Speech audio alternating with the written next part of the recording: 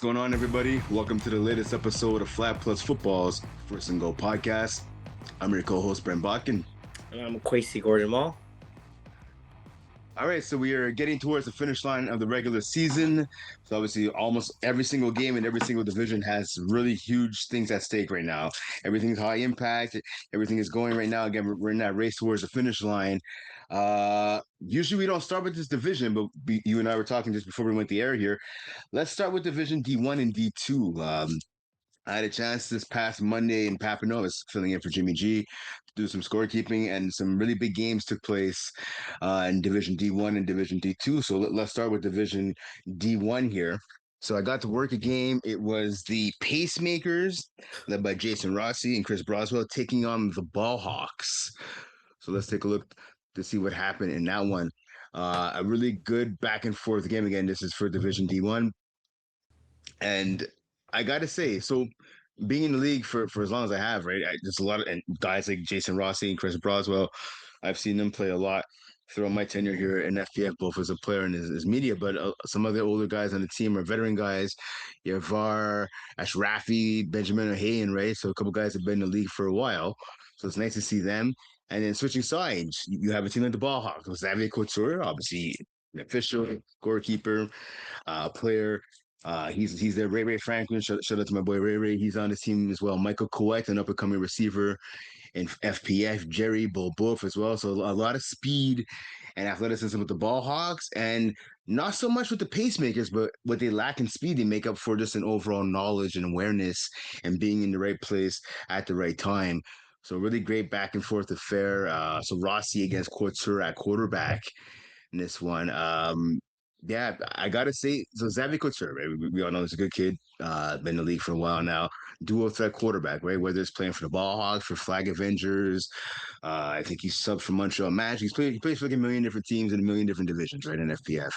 I know, Quaysie, you've had a chance to play against him a number of times. Little dinged up though. He got hurt this past weekend. I talked to him before his game started on Monday. He said one of his knee, I believe it was his left knee, I believe it was. Yeah.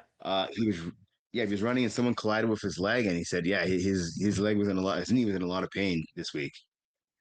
Yeah, he actually was playing. He was subbing for my co-ed, Division B team. He was subbing for, and he ended up. He was, I think he was running and he got clipped, and he felt like it looked worse than what it was. Thankfully, it was nothing as severe. I thought it was something way worse, but he kind of like, he got up, he kind of hobbled on one leg, went down, was like kind of looking at it, and then after everything was kind of said and done, he was fine, but not fine, but the injury wasn't as worse as he thought it was. Okay, that's good because I know he came up to me. I saw he had a little bit of a limp, and then literally I want to say one of the first plays in the game. It was a big third and long or fourth and long. So I was trying to look at it here when I look at the stats.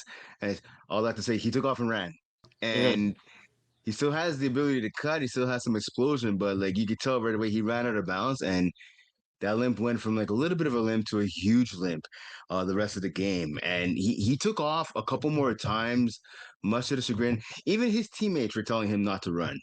Yeah. And not because they didn't want to rub in the score. No, it's because they were No. telling him, you got to watch that knee. Yeah, exactly. When you have the adrenaline kind of pumping and you're kind of like that, you're like, oh, like I got it. And then I guess maybe after the game, that's when you kind of feel it a bit more. But definitely it's something where rest is definitely needed. But you also look at the standings for the division, right? Like they're not in the best situation. So it'd be different if they're a team, like I'm not saying not to rest and like that, but it'd be different if they're a team like more comfortable and they had 6 wins instead of only having 3. They won that game or they lost that game, right?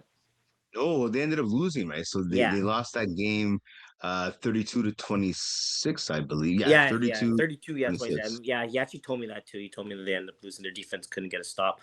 But so like now they're not in the greatest situation. They're not even qualified right now for the playoffs, as there's 13 teams division, only 8 make it. Right now they sit in the 9th seed at 3 and 5. Just on top of them is no flag zone and Bend Don't Break, and the Nighthawks at 4 and 4. Bend Don't Break's 4 and 4, and then no flag zone is 3 and 4. So I mean, like yes, rest, but he doesn't. It's like he doesn't have the luxury to like just take off games, to that extent, which is unfortunate for a team like that. No, no, I hear you. I hear you. I'm not even saying maybe he should take off game. Well, he should really take. I told him you should probably rest that knee for like a week or two. Yeah, yeah, I know. I want to, but obviously, like I said, he needs some wins. I'm saying like running, right? Because he ran 4 times for 47 yards. So again, obviously, the explosiveness is still there, but he also had to run to keep plays alive and make some throws, right? So that's where I think he's going to run into trouble. I know he was with you guys last night in the game against Fins Up. He was there, so he got the game played, even though it was DMP.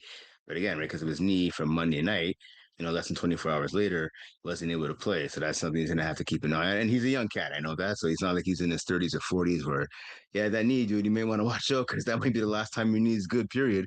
But Yeah. he's still a young guy who has a really big future in front of him, right? Especially here in FPF. Got to watch out for that knee.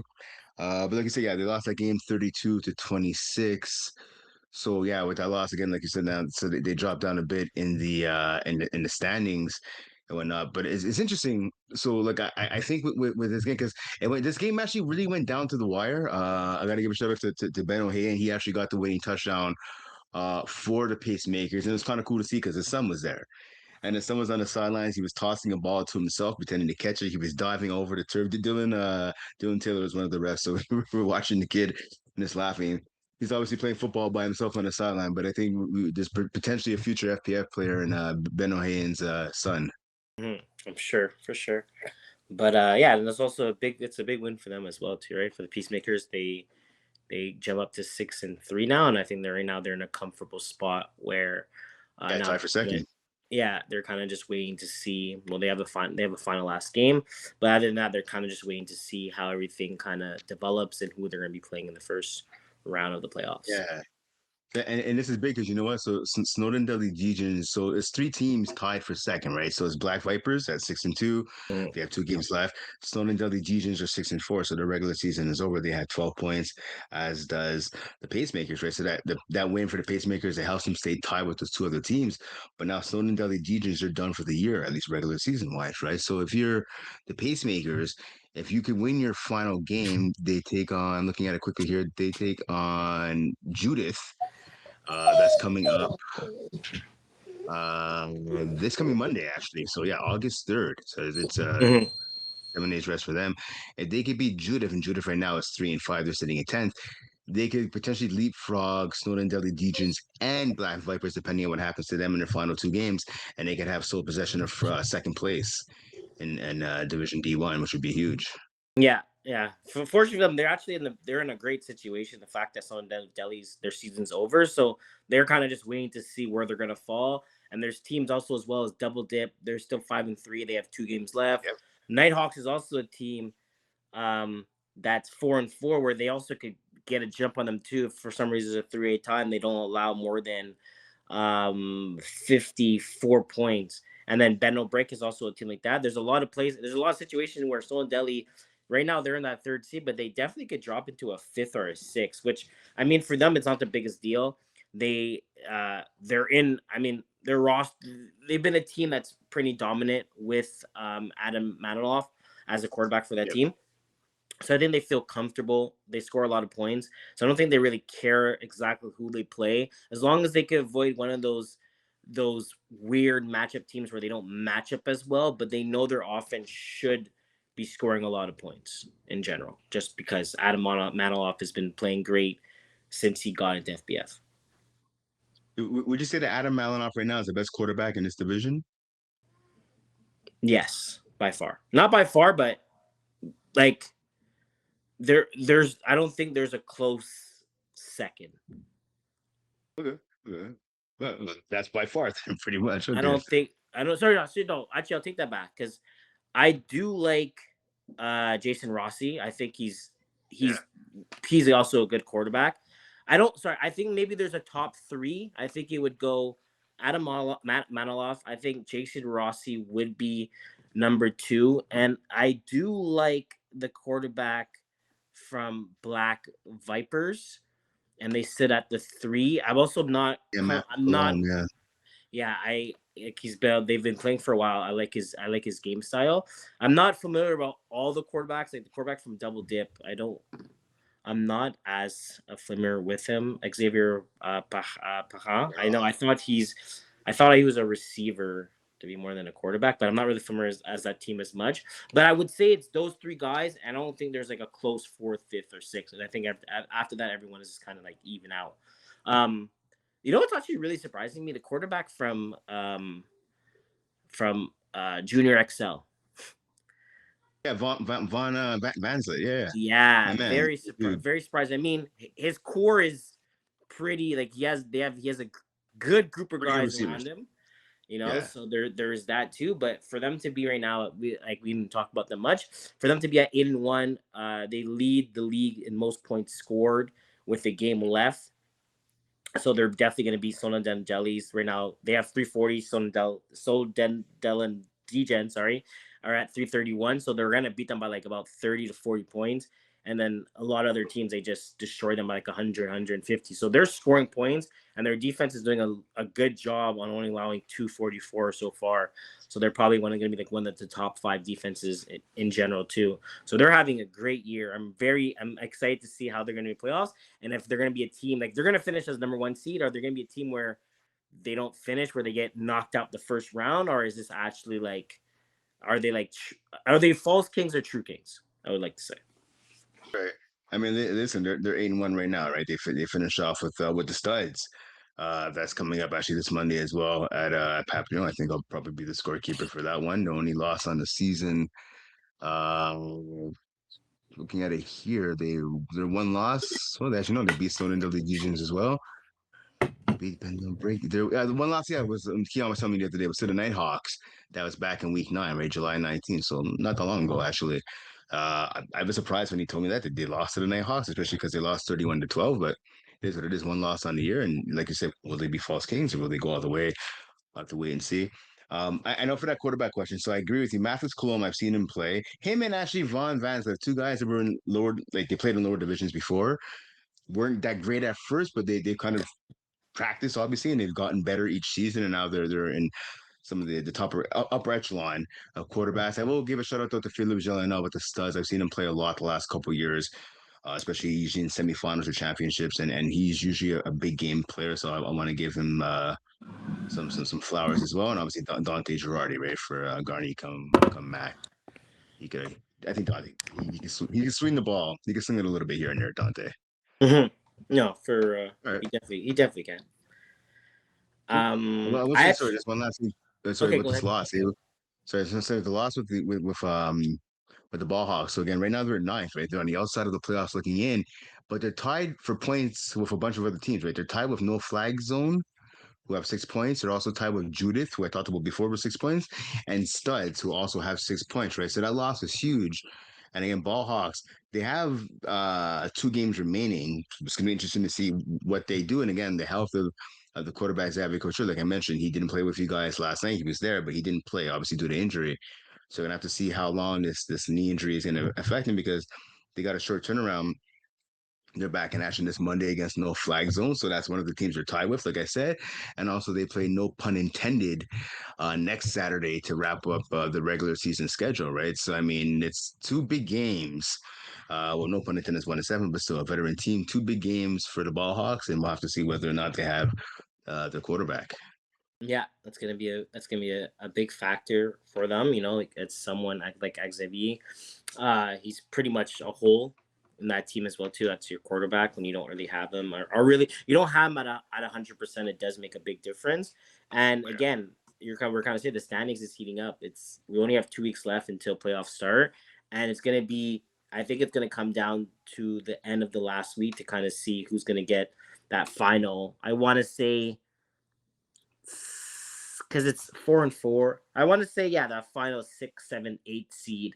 I think Double Dip, Peacemakers, Sonoden, Deli, Degens, and Bike Vipers pretty lock it up. But Nighthawks, Bend No Break, No Flag Zone. I think they're all kind of in danger in that 6, 7, 8 spot just because Nighthawks, Judith, Studs, and even Gani Mac as well too, where if they win the next 2 games, they could jump up as 4-6, get up to have 4 wins, and you never know if NoFag's zone ends up dropping a couple games, Bend will break as well too, and then you look at the points, 4 points against, it can become a factor.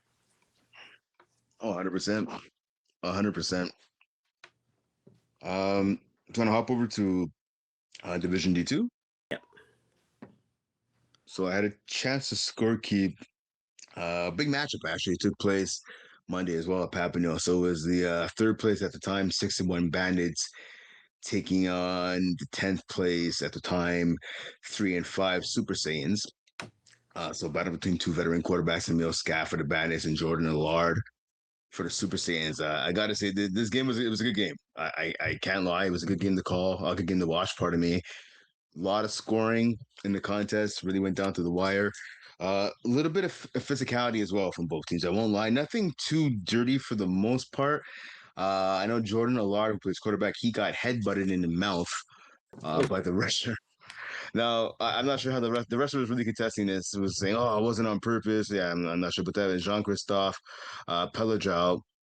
I think he went in. I, I can't even say he went in to reach for the flag. He kind of went in and just put his whole body forward, I guess, while trying to reach for the flag, maybe. And he headbutted Jordan right in the mouth. So Jordan was busted open. He was bleeding on his jersey, so he had to come out the game. Gave him some gauze, which he actually had in his mouth for the rest of the game. Hopefully, it's clean. No, joking, but yeah, he had to change his jersey in that, and yeah, it was just kind of a really bloody scene.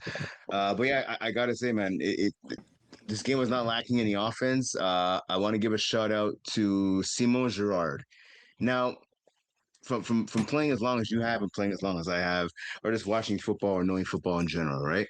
When someone brings you deep for a couple of touchdowns, you kind of don't want to leave that guy open, or you don't want to give him one-on-one coverage. And the Super Saiyans were doing that all game long, and Simon Girard cooked them. He didn't burn them; he cooked them thoroughly. Well done on both sides. 8 catches, 202 yards, and That's six crazy. touchdowns. That's insane. Yeah. Yeah. That's Plus, a he also play. had an INT as well. That's a player spotlight right there. Damn right. I think week 10 should just be just this guy. Just Just Simo by himself. Like, just him. 200 What yards. Wow. what was the stats for the quarterback? So his QB again, Emil Scaff through. He went 13 of 16, 275 yards and 7 touchdowns. So 7 TDs, 6 went to Simon Girard. Okay. Damn. That's a And big. I just sorry. No, I was like, no, continue. I'm gonna say after. I was gonna say so, and it's like I've seen this team, the Bandits play. They were in Division C. I don't know how they got down to Division D2. I played against these guys in Division C last year. They've been in the league for a long time. This is not a Division D2 team. Hence, you look at the record; they are now 7-1. They are tied for second place, 2 points behind Richter BFO, who are 8-1. And it's, yeah, the Bandits. No, sorry, did I read that right? So the Bandits, yeah, 7-1. This is not a Division D2 team. Again, like I said, I played them in C last year. I don't think they made the playoffs in C. I have to go back and check in a few minutes. I will. I don't believe they did. But again, this is not a Division D2 team. If anything, I could see maybe they drop down to Division D1. That's fair, but Division D2. But credit to them for getting in there. Um, Well, all that to say, they have talent on this team. Ronnie Alsim, I know he played. I forget where he played running back a couple years ago.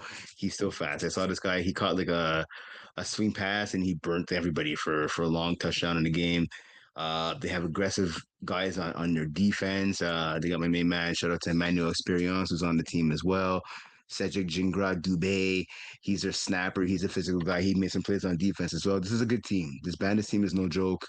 I think they should be in D1 at the very least, but they're in D2 and they're making some noise. Like again, they won the game 52-44, right? So that tells you all you need to know. There wasn't much defense played in this contest. The other side with the Super Saiyans, like Jordan had a good game. Jordan threw 217 yards, 7 touchdowns, 1 INT. Marty Freeman 3 touchdowns. Troy Rottram had 2 touchdowns as well. Basically, Jordan threw touchdowns to 4 of the 5 receivers who were on this team. And there's a lot of veterans on this squad, too. I'm surprised they're in D2 as well. Marty Freeman, Tom Gatehouse, Samuel Ertz. Like, this team has talent. Both teams have talent, really, to be honest with you. So it's a good. Like I said, it's a good game to watch. Yeah, a lot of we're kind of saying a lot of veterans, right? On a team, and I watched Bandits play for the last couple years now. They're a good team. When they have things rolling, they have things rolling. It's very hard to stop them. When their defense is kind of flying around, again, very hard to stop. It's very hard to stop them. And when Emil's scarf. Scaff. Yeah, exactly. When he's on and he has his legs, he's using his mobility. He's making the right targets. He's feeding his number one receivers like that. It's a very hard team to stop.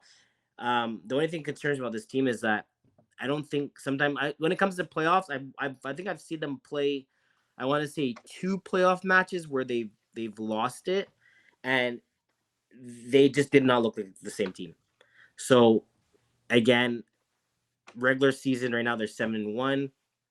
They have 2 games left where they could kind of go up into the standings.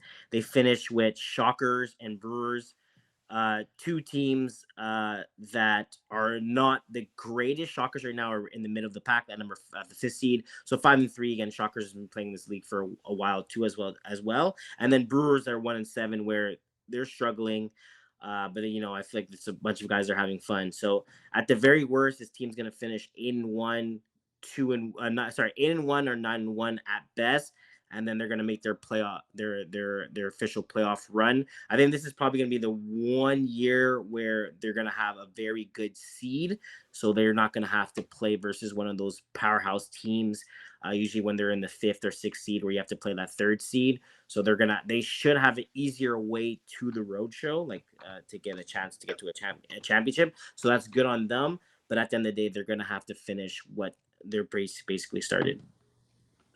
100%. Sorry, I'm looking at it right here. They did make the playoffs in Division C last year. They got beaten in the first round by Coldest, but they made the playoffs again. So they pretty much essentially the same squad. So they lost Gab Couture, who I know they plays with the Merge, Marc Andre, and those guys. But for the most part, they're bringing back almost the same exact squad. I don't know how they're able to get into D2, but the move down worked out well for them. And best luck to these guys the rest of the way. I know the Super Saiyans played a game one day later. They played last night actually in Brassard. They lost. So they lost to Richter BFO 46-26. So not a blowout, but not exactly that close. Adam Malinoff, who you talked about before, right? 7 TD passes in that game. 4 went to Nick DeMalo. So obviously Nick DeMalo playing in Division D2 is like a cheat code, right? It is what it is. The D1 player, Thomas McHugh, pardon me, had 3 touchdowns as well. So yeah, 2 tough losses in a row now for the Super Saiyans. I know right now, looking at the standings, this team is in 10th in this division. Obviously, top 8 made the playoffs, so they are tied points wise with Trinity, the veteran team as well, and Crown Boys. So all 3 teams have 6 points. Right now, the Crown Boys have a game in hand. They have 2 games left, whereas Trinity and Super Saiyans only have 1. Right, and again for the Super Saiyans, like I said, they've actually lost 5 in a row. It wasn't 2, I was wrong. They've lost 5 in a row, the Super Saiyans. So their next game is next Sunday, August 9th, the final day of the regular season.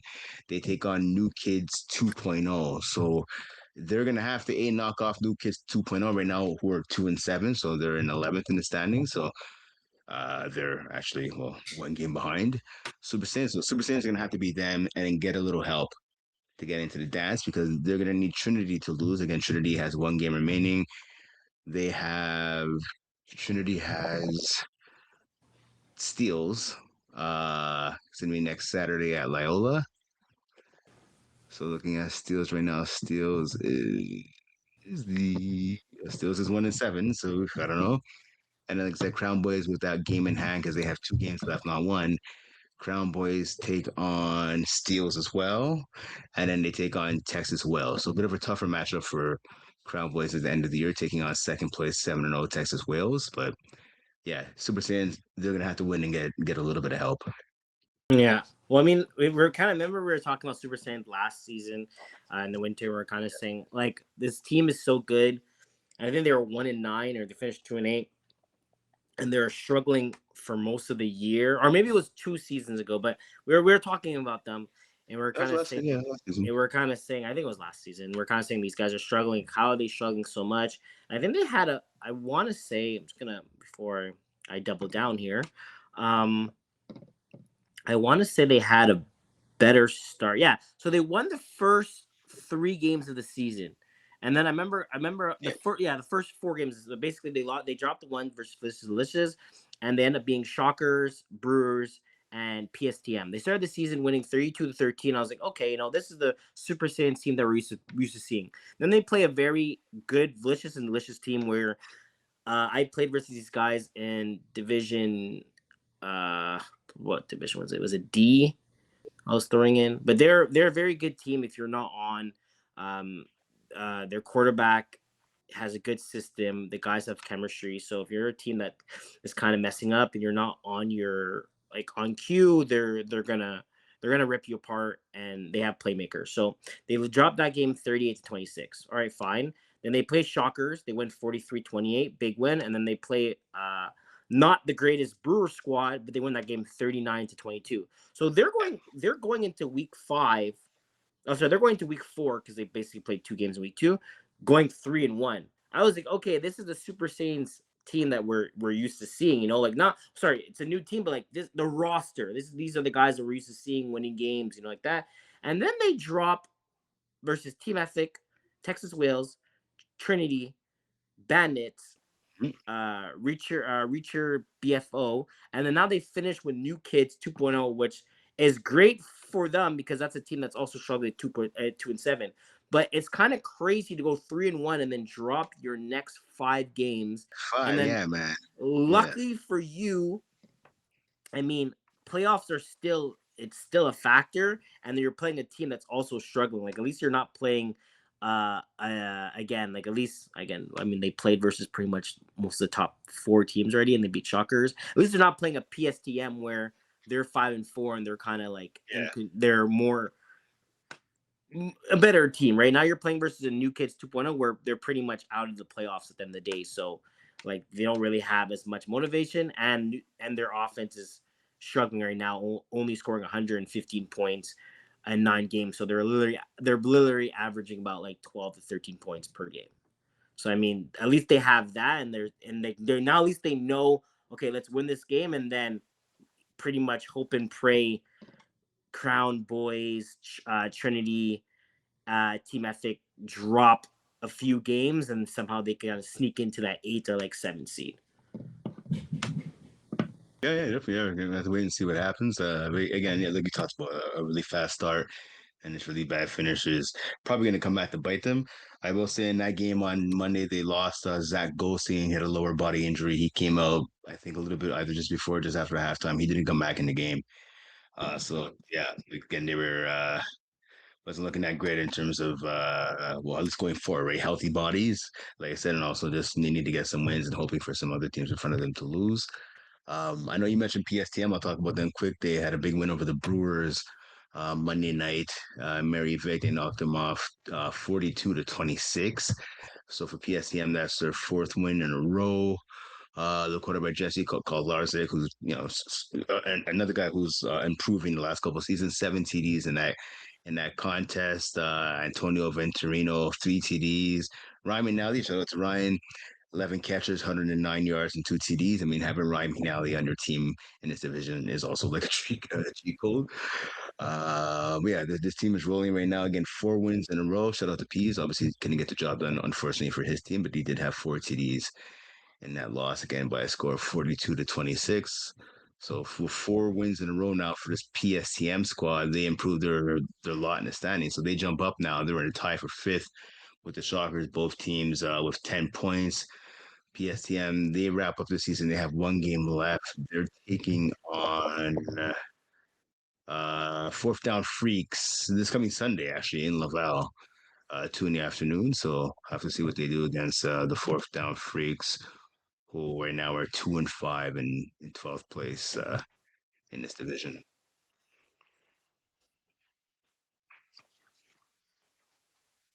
I was looking for a charger, and I couldn't charge my thing, but it's fine. It's better background too, nice and white. Okay. All right.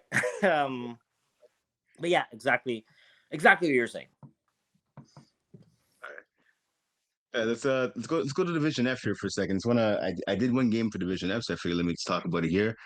I did. It's an interesting game. It was between Don't Touchdown here and Cam Wins. So shout out to Oscar McCalver. We had him as a guest on the show a couple of weeks back, quarterback and the captain for this Cam Wins team. He was pretty solid. He only completed 8 of 15 passes, but I'll tell you what, 8 of 15. For he had 119 yards, 4 TDs. So 8 passes completed, 4 of them were for touchdowns. Pretty good ratio. Giancarlo Ricella caught 3 of those TDs. So big W for this team. It was like a 7-6 game at half for don't touchdown there. And then Cam Winslow scored them 19-12 in the second half. Team also got an INT from Xavier Dumas, and Giancarlo Ricella also had an INT in that game. The other side of that. So let's see Palmero. I hadn't seen no touchdown there this season, or maybe if I did, it was really early in the season. He's pretty fast. He's a fast kid, man. Alessi Pomero. He plays quarterback, but he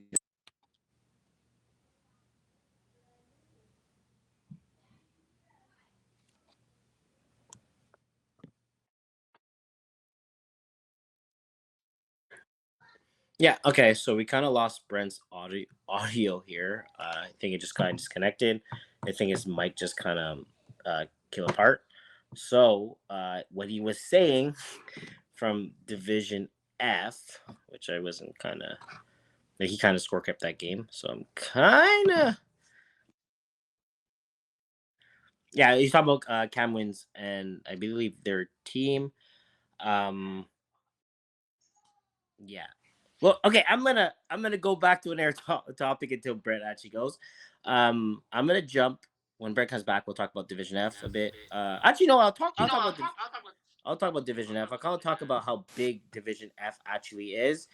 Because it's a new division. It's a division where it's supposed to be new teams. So I don't believe there's 22 new teams. So it's kind of interesting to kind of see. It's supposed to be a division where you don't really, you never played football or flag before, and you kind of get into division with a bunch of your friends. But there's some teams we've seen before, like Junior XL, Toolbox, Counter Wins, Sweet Bonanza, Baby Sharks. I don't know what the hell Baby Sharks are doing in there. They're a very good team right now. They're not known. yeah, yeah. They're dominating division. Sweet Bonanza too a bit. I feel like a lot of these teams struggled in. Let's just say if they were in. Last year. Yeah, they struggled last year. So I feel like they're like, you know what, we struggled last year in the division. Like, let's just let's go down to the worst division, and let's get some wins going, right? Because like, don't get me wrong, I think some Sweet Bonanza went 2-8 or maybe 1-9. Like they didn't do that great. And right now they're 7-2. So I'm sure winning some Yeah. games it probably feels super good. Same thing with Toolbox, a team that also struggles. TGS, a team that struggles as well too. Perfect Timing, I think usually does not so bad. Junior XL, that's for Keon. I believe they've made a deep run for playoffs.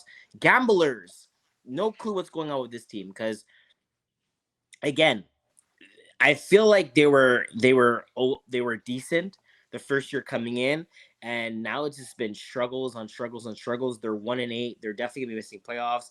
Jamaican bobsled team is a team that also came in as pretty much dominating. I think they went like 7-3, and then they struggled last season, and this season they're also kind of struggling at 3-7, 3-6. Interesting fact: only 16 teams make playoffs.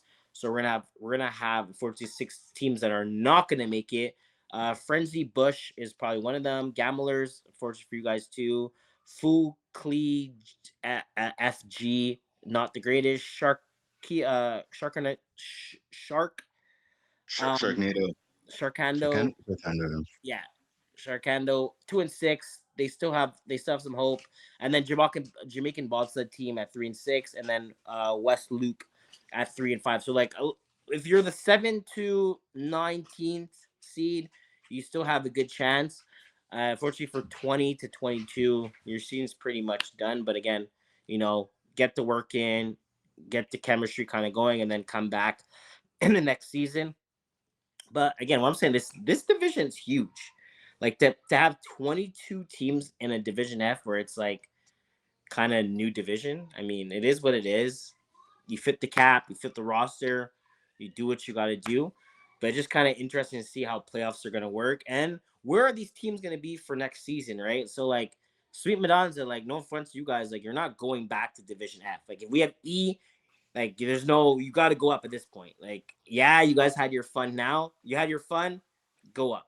Baby Sharks, go up. Toolbox, TGS, go up. Like I don't these teams, I don't see them coming back down. And then the teams that are struggling, I think they're gonna have a more of a balance into the next season and be able to win kind of more games. Because if you're a brand new team and you play a team like Sweet Bonanza, like you're not gonna beat them.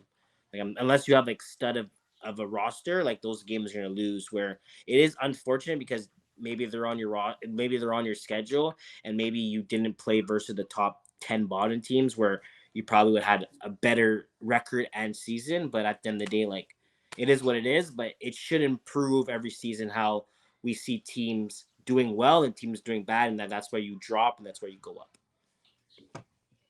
So I will say, so while you were talking, I was looking at Sweet Bonanza. So last summer they played in Div E. They went 3-7. This Okay. past winter they played in 6A. They also went 3-7. So I mean, again, we were sold on the idea of Division F being a division, pardon me, for just new teams or teams with very little experience. I mean, I guess Sweet Bonanza still kind of falls into that category because it hadn't been a full year since they. Well, actually, no, I'm wrong. I think they had played a little bit before that. But yeah, a team that definitely struggled where they were. So I can understand them dropping down. But like you said, they had their fun this year. They need to go up next season because again, as you say for multiple teams here, don't be a division dodger. Like don't try to stay in the lowest division possible just because you're racking up some wins. There's a lot of teams in these low divisions who struggle that should be there, right? So don't Sweet Bonanza, this good job for what you guys are doing this year. All the respect in the world for what you guys are doing, but use this now to as a stepping stone to go to a higher division in the fall, maybe tier four, perhaps even tier three, and then in the winter try for let's say 6A or for 5B or something. But again, take care of your business now and worry Yeah, about that and afterwards. yeah, but enjoy it though. Enjoy it. Enjoy it. Yeah, for sure, Like for sure. enjoy. I'm sure. It's the difference between going 3-7, missing playoffs. I'm pretty sure they did to going 7-2, maybe finishing 7-3. Like you just reversed your roles. So enjoy it now. But like they're a good team. You know, like Yeah, well, that's yeah. they're a good team. Like I've watched them play. Sometimes they play versus teams that are just better than, but most of the time it's one bad pass, one interception, one bad tackle, one miss coverage, and it just are like just constantly just bad mistakes that kind of just make it worse and worse and worse, you know. So hopefully they're getting the experience and they're not like playing versus teams where they're destroying them and they're like, oh, like still run all your stuff they're used to be doing. Like I'm kind of looking at their schedule now. They beat Jamaican bobsled team. They play Devon Dogs. They play Zone O'Clock. Click the Chateau.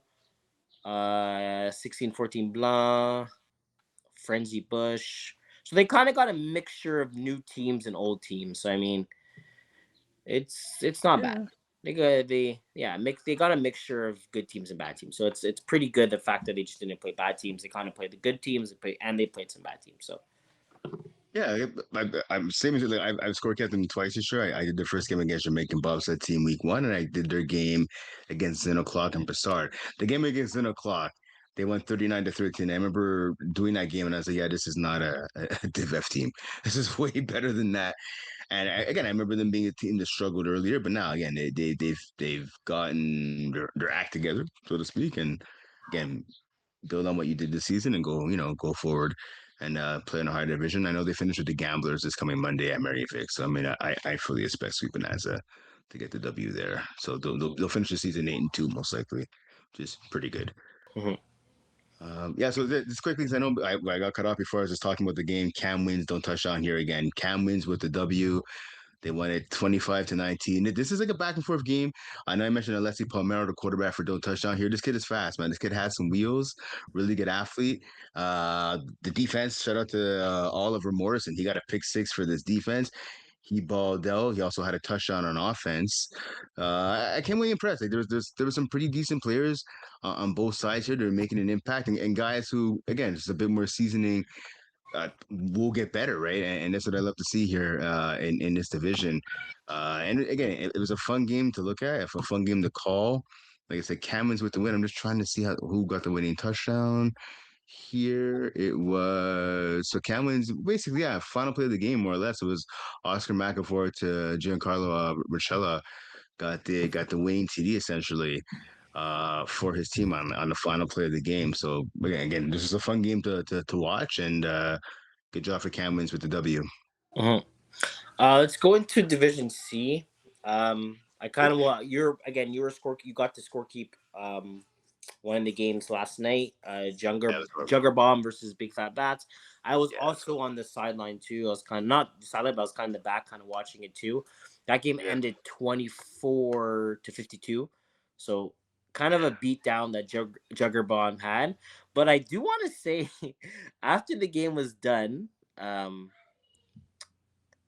what were they? What are they saying? For some reason, Big Fat Bats. I don't know exactly what they're saying. They're kind of saying they had a chance to get into playoffs still. Well, oh, it depends on the situation. But maybe they were saying that before the game and after the game was different. But they're kind of talking. But unless they're talking about a different team, and then I was kind of looking. Then I was literally looking at the standings. I'm like, no, you guys are not making playoffs. You guys are not. Yeah, they had no chance. I wrote an article earlier in the day about that game. A little disappointed. There's a lot of spares, a lot of subs in that game. So I know Simon Deschez, the quarterback for Jaguar, he wasn't there. He was replaced actually by Jonathan Plord, who I hadn't really seen play before, but Plord balled, man. He had like 226 yards and 7 touchdowns. He did not look out of place playing in Div C. So maybe if you're a team that's looking for a quarterback for this coming fall season, look for Jonathan Plord. Again, don't forget actually since I just mentioned the fall season registration is open now for the fall season. So make sure you go to FlagPlusFootball.com. Registration is going to be open. Still a bit of time left. Still a bit of time, but don't wait too long. Right, get yourself in there as a team or as an individual. Got the word from Ben McMahon, commissioner, that the season will be starting on September 8th, the fall season. So make sure you get out there and register yourself because the fall registration has opened. But going back to this game, yeah, and Jonathan Plord, he played really good. Kevin Marcel, he should be. So I'm gonna give a spoiler for next week's show. Kevin Marcel will be involved in the player spotlight. If he's not, whoever's behind this, I think it's Emma, needs to be fired. But yeah, Kevin Marcel had 5 catches, 127 yards, and 4 touchdowns. He balled. Plus, he had an INT on defense. Like he balled. Felix Fontaine Laroche had an INT. Then he ran back to the house. He also had a touchdown as a receiver. Maxime Marsan. Basically, it without Simon Deschamps and with not that much contribution from Jean-Felix Dalous, who, in my opinion, is the best player on this Agabom team. Not for lack of trying, just he didn't get the ball as much. It was all the secondary guys who don't get as much shine. They shown in this game, right? Marcel, Marsan, LaRouche, Laurent Foucault, and then they had Will Power. Will Power sub for the second time for this team, second or third time, and he did his thing. He had a touchdown. He had some nice coverage on defense. Again, he wasn't dominant, but he didn't have to be. You talked about the big fat batch, right? So, yeah, so they were already out of the playoffs before this game started. I'm not sure why they thought they were in because they were 100% out. Matthew Zapatelli, 4 TD passes, but 5 INTs, right? So, I mean, in his defense, though, the only regular receiver he had was his brother AJ, who had a really good game, 5 catches, 77 yards, and 3 TDs. And then there's Bamboo Zapatelli, obviously a family member. He had 1 catch. There's some other guys. Massimo Colacci had 88 yards and a touchdown. There was Chris Botone, who had 2 catches, 43 yards, but not the regular guys. No Nicholas Nez, no Tristan Boye. Two of the 3 top receivers on this big fat bat squad were missing. So it's a lot of subs for one team and one sub at the main position for the other. But Jagerbomb didn't slow down. And I think what this win does too with Jagerbomb, right? So I talked about this in my article leaving last week. Jagerbomb is 2 points behind my team, the Commission, and Beer Belly Brigade, right? So we beat Jagerbomb, so it doesn't matter if they finish tied with us. Points wise, we should finish above them unless it's like a 3-way tie. But they take on Jagerbomb. They take on Beer Belly Brigade. They have this coming Monday at Mary Vic. So that's going to be a huge game as to who finishes first in Division C, because after Beer Belly Brigade plays Jaeger Bomb this coming Monday, they play us, the Commission, next Saturday to close out the regular season, both for them and us. So obviously, we're pulling for Jaeger Bomb to get that W over Beer Belly Brigade. I'm not going to try to pretend I'm not biased. I am. Don't mind finishing first, but if we don't, not the end of the world. But it is nice to have those bragging rights of finishing in first place. Mm-hmm. It'd be pretty cool if you won something for finishing in first in your division. I agree. Like, that'd be pretty cool. I I know, agree. like, On a pennant. hmm? So it's like baseball, where like you win the pennant or whatever. Yeah, exactly. You run some like something. Doesn't have to be something crazy. Like just something to like just show like, okay, you guys are your division, not division, regular season winners. And then the playoffs come. Like that'd be pretty cool. Like, they have that for flag, where for school flag, if you win your division, your conference, because there's two conferences, and then you go to regionals and provincials.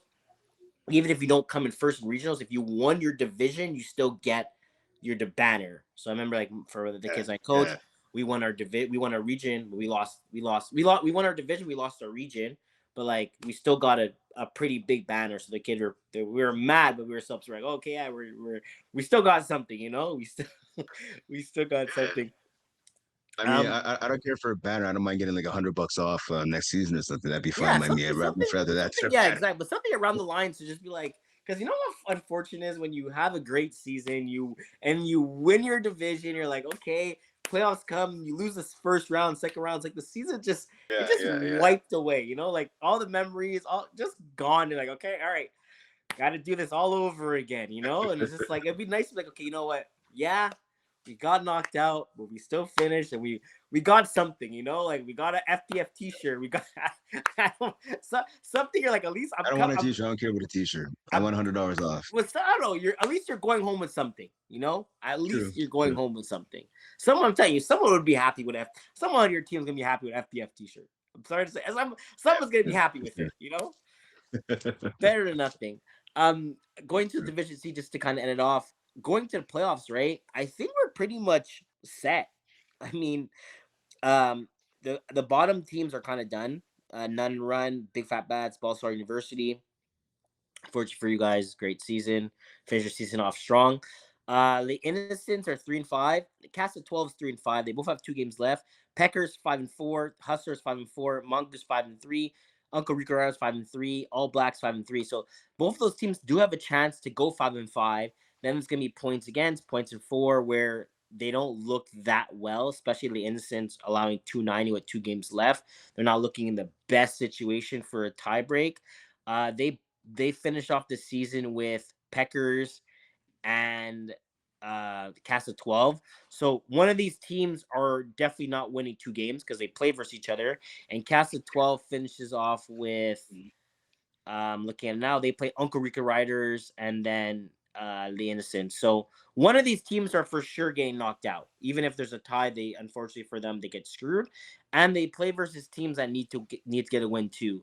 So it's gonna be interesting to see. But I honestly think we have our top 8 teams. I don't think it's gonna. Maybe the standings are gonna change, but I The think order will change. Yeah, right now yeah. we have our top 8 teams: Beer Belly Brigade, the Commission, Juggernaut, and All Blocks, Uncle Rico Riders, Mongoose, the Hustlers, and Peckers that are going to be in the Division C playoffs uh, for this season. Yeah, yeah, it looks pretty set for sure. Like I said, I know, like I said, the Innocents, points wise, I mean, uh, they technically could catch Peckers as can cast a 12, but uh, I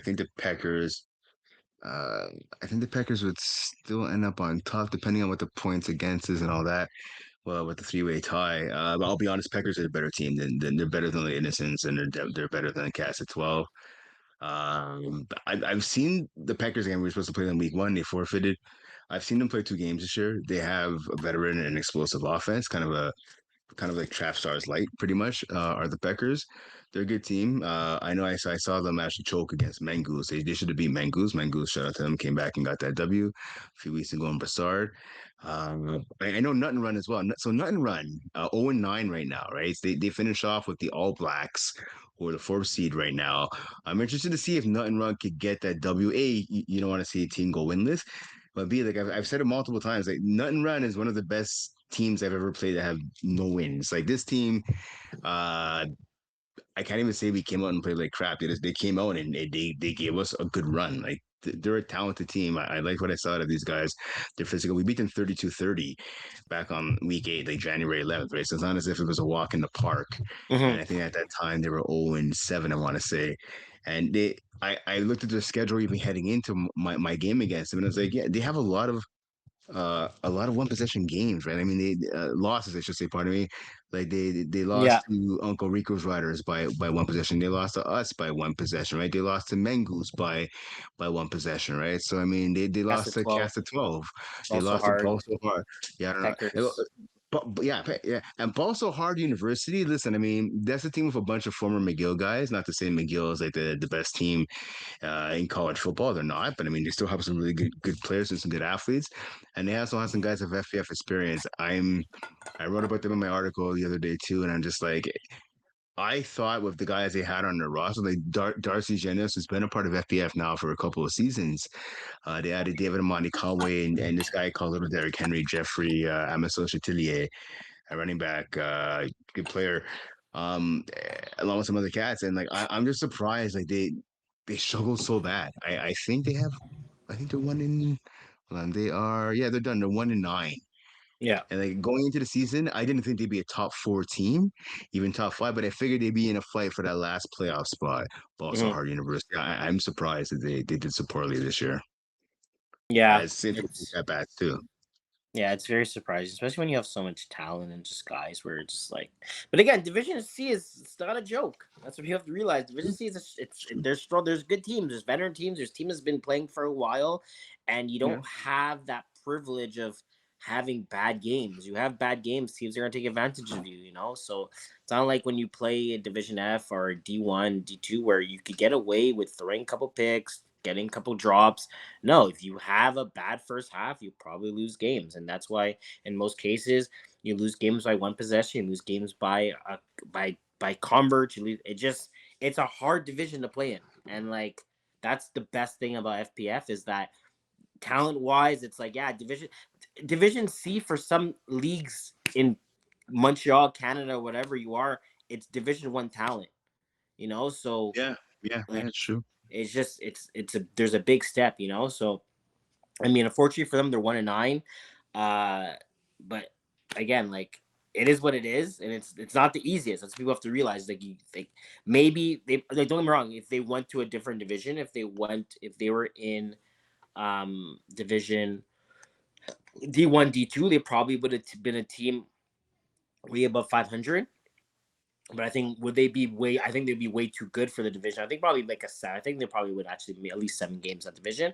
So like I think they're a team like where they're not. I don't think they're Division C. I don't think they're Division D. I think they're like in between the middle.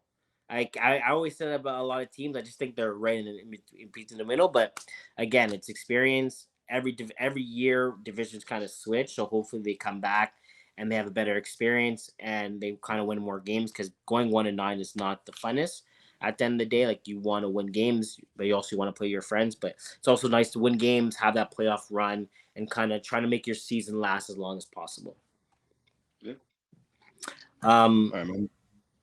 let's go to the. I kind of watched a few games in Division B, and I also play in Division B, so I just Yeah. have a few things to kind of get that out the Great. way. Go for it. Um, yeah, so Division B, I actually played 2 games in Division B last Saturday.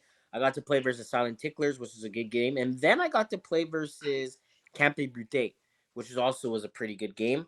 Silent Ticklers, it came down to a few stops on our end where we kind of took advantage. We got that win, and I was talking to Jordan Panetta after the game, whenever we're kind of having some cold brews and stuff like that. You know how the Silent Ticklers do. Not on the Um, field. never on the field. But yeah, so Liar. we are kind of having a bit, and they're telling us out there. I was actually laughing, and they're like, "Oh yeah, we're in a weird situation," and I was like, "What are you guys talking about? You guys are fine, you know?" And they're like, "Well, not really." They're kind of expecting for them to they kind of need that win, and I'm like, "No, you guys are fine." And I was kind of looking at the playoff standings, and then I was like, "Oh, actually, you guys are not fine because Ice Pack is making a run for people's money." Right now, Exactly. they're 4-5. Um, Unfortunately for them, they lost versus Camp de San Bute, we kind of talked about back in July 29, but they beat FPF Most Wanted last uh, Monday, so yesterday. Monday.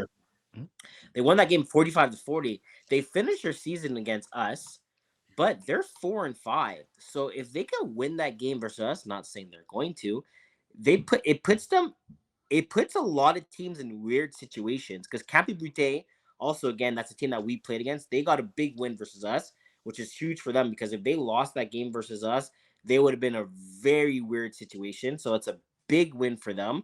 But they're 4-4. FPF Most Wanted is 4-4. Silent Ticklers are 4-4. Speed Academy is 5-4, and then us 5-4, three Bruins. But like those teams are in 4-4, where it comes down, even like us doing a lot, we're gonna need a win because we definitely don't want to be a team at 5-5 where there's like a 5-way tie and then points against comes to a factor. Like all Ice Pack needs to win is win their game and then hope for FPF Most Wanted, Silent Ticklers, Campy San Brute drop the next two, and they're going to be in playoffs. Campy San Brute plays KGP, Le Pizza Hut. Le Pizza Hut looked amazing yesterday. I'm not going to lie. I feel like it was highlight tape after highlight tape after highlight tape, after double quarterback, after flag, where it gets pushed back, and all of a sudden they score an air touchdown and flag guard again, and all of a sudden they score an air touchdown. I was like, what's going on here?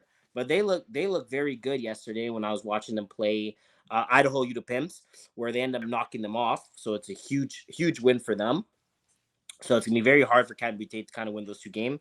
FPF Most One finished their season versus Le Pizza Hut and then Bruins. So again, Pizza Hut could ruin some people's playoff hopes right now. And then Silent Ticklers end with Speed Academy, and then KGP Dynasty. So as well, KGP Dynasty right now they're 2-5. They're gonna have to make a pull at the end of the day. They have 3 games left. They're gonna have to try to win some games. They finished with Norgard. Again, Norgard's I'm pretty sure they're clocked out at this point. Then they can play Camby San Brute, where I feel like it's winnable, and they play versus Silent Ticklers, where you have 2 veteran teams play versus each other. So it's still the playoffs is still wide open, but I'm very impressed with Ice Pack. I thought their kind of season was kind of done. I mean, if they lose versus us, their season is done, and we're gonna have our pretty much our top 8 teams, unless KGP Dynasty decides to make a last finish push. So big game for Ice Pack. I believe it's on Saturday. I think we play them on Saturday. So it's a big game for them. But what I'm trying to get at is the playoffs is still kind of open, and it's weird to say like you're 4-4, you have 2 games left, and you're not secured a playoff spot yet. You're kind of out looking in, where if you drop the next 2, like your season's done. Even if you win one of the next 2, your season could also just be on the rise of being over. Yeah, no, 100%. Like, listen, Ice Pack, they've been one of, if not the best team over the second half of the year, right? They've won 4 out of the last 5 games, Ice Pack. And we've talked about it before here on this podcast. I've written it in tons of articles. I write for Division B. And like talent wise, they have the least amount of talent it's compared to any other team, I think, in this division. No disrespect to the guys they have, but I'm just talking about in terms of guys who have been in the league for a long time, being dominant players, the top end players, are all stars, right? Ice Pack has the least in terms of everybody else, but again, they've won 4 out of the last 5, and I'll tell you what, man, like again, you have them this Saturday, 1 p.m. at Loyola, so I may actually be the scorekeeper for that game. This team can put up points. Sometimes they have trouble stopping, but they come up with timely stops. Not consistently, but they come up with timely stops Where it more or matters. less when they need to. Yeah, exactly. But they have no problem. Alex Zaleski has no problem putting points on that board, right? And this team they play with confidence. Like they feel like they're the underdogs in every game because roster wise they should be. Mm-hmm. But they could beat anybody. And this is a team. If they get into the dance, like I wouldn't want to play them in the first round of the playoffs. I can tell you that. Yeah, exactly. Especially unless you get Alex on a very bad day, but he's been playing Yeah, good. yeah. He's playing good. I hate his no look passes. It's Ooh, kind of annoying. It's kind of like a Jean Slee like 2.0, I want to say, because Jean yeah, Slee also yeah, doesn't make yeah. good passes. Like he's looking one way and he's throwing the other way. Don't get me wrong. Sometimes it's very bad what he kind of does. I remember we played him in co-ed 1 just last week or the week before that. He did a no look pass where if he end up kind of looking at the receiver, I'm pretty sure he would have scored, and I think they would have won the game, or they would have had a very good opportunity to win the game. And he kind of just no looked in and went over his player's head, where if he kind of just looked, because the player was open, but he was just trying not to get a defender to kind of crash more that direction. So he was like looking one way, looking straight this way, and he went this way, and it just went. It hit like the curtains in Brossard. So sometimes there's that situation that has happened. Sometimes it works out. Sometimes it doesn't. But I'm very excited to see what's going on that Saturday. Again, playoff start, playoff. Basically, the season basically ends in 2 weeks, where a lot of teams are kind of fighting for a playoff stop. Some teams are just curious to see where they're going to be sitting. Some teams are trying to get that number one seed. There's a couple buys in some divisions. Fortunately for Division B, there's no buys, so it's 1 versus 8, and you kind of have to win 3 games to win a championship, which is sometimes, it is what it is. But that's how it works. Before we kind of go into the next division, I just want to say, like, Le Pizzica, do you think that's a championship contender, like how they're Yeah, playing right now, even though they're 5-3 and they did drop a few games? Like, but yeah, I was kind of looking from the sideline, like, again, Felix Butte is a guy that, like, you don't want this guy catching any balls. Like, if he's fast, like, you have to realize that this guy's quick, and it's not it's not where, okay, well, maybe I could get to him to a certain point. No. Like, you got to skedaddle, you got to close that gap, because the quarterback's putting in a spot where it's a very tight spot, like, and it's usually he comes down to it, but you got to make sure he's not catching any balls. Like, and I'm not saying our game plan when we played against him, it was for him not to catch as many balls, but this guy went 9 for, like, it's not crazy numbers, but 9 for 13. He had 13 targets, which, if you think about it, getting 13 targets it's a lot of targets. He went 90 touchdowns. He went 90 yards and 2 touchdowns. So, like, yeah. you have to realize, like, that's their go-to guy at the end of the day. Like, that's someone that they're going to. So you want to make sure that he does not catch the ball. At the end of the day, like, anybody else could beat us but him. That's sometimes, like, Yeah. Well, I was talking to you last night. You were saying exactly that. yeah. And you know what? If we lose, if Felix Butte has 1 catch for 10 yards, you know what? Good for them. They played a great game. But if this guy has 9 catches, 10 catches for about 100 yards, 2 touchdowns, it's like, we gotta stop him, and sometimes, like, as someone, like, for me, as a defensive mind, sometimes I tell myself, you know what, like, this person is not doing this. We'll live with everybody. We'll live with everything else. I don't care about anything else. And sometimes it bites you in the ass because it doesn't go your way. And sometimes the quarterback just gets so frustrated because he's trying to get the ball to his number one guy, and he's not open. And his number one guy is coming in the huddle saying, "Yo, hit me, hit me." Quarterback's like, "Yo, you're not there. You're getting double coverage. You're getting baracked. Like, they have eyes on you, and it's frustrated for a receiver." So sometimes, like, that's what you got to do if you want to win those very intense battles. And I just don't think Idaho was able to do that. No, I mean, like, again, Felix Butte is Felix Butte, right? And don't forget, like, as a lot of the 2-point conversions and that, he's usually the quarterback. Right? When they do the double QB, Mm-hmm. he always has the ball in his hands. Yes, he has it in his hands a lot. But yeah, in terms of answering your question, yeah, they're a championship contender, right? They added Felix Butte last year. I played against these guys in Div C 2 years ago, and they ended up beating us, I think, in the semifinals, no, second round, and they ended up winning the championship. These guys have won a championship, I think, in every division that they've played in, right? They beat LeBron Trials last year, I think, for the Division B or C championship Mm-hmm. last year, right? So every time they move up, they win a division, and they win a championship in the division, then they move up, and then they win in that one too, right? I fully expect them, especially with Felix, to be a championship contender. Like guys like Zach Cloutier, veteran on the team, Xavier Bro. I want to give a shout out to the Nema Lacasse brothers. I've been seeing their names not really so much on Liberty Kera, so that they both played a role last night in the victory, but I've been seeing them a lot of different teams here over the course of this season. I believe in the winter season as well. These two brothers, they can ball. They have speed, they have length. These guys can ball. So 2 more additions to a really strong team already. I will say for Idaho U to Pimps, I just want to give a quick shout out here. Nick Boucher. He had 2 touchdowns as a receiver last night. He led all players with 7 tackles. He had a sack. This guy was all over the field for the squad. You know what? I'll be honest with you. There's a lot of big names like Marvin Steinberg, Manuel Lard, Jerome Covington, all those guys, so on and so forth. Jeremy White, Justin White, sorry. Nick Boucher was the best player on the field for Idaho U to Pimps yesterday. It wasn't even close. Yeah. Best player for sure. This guy hustles.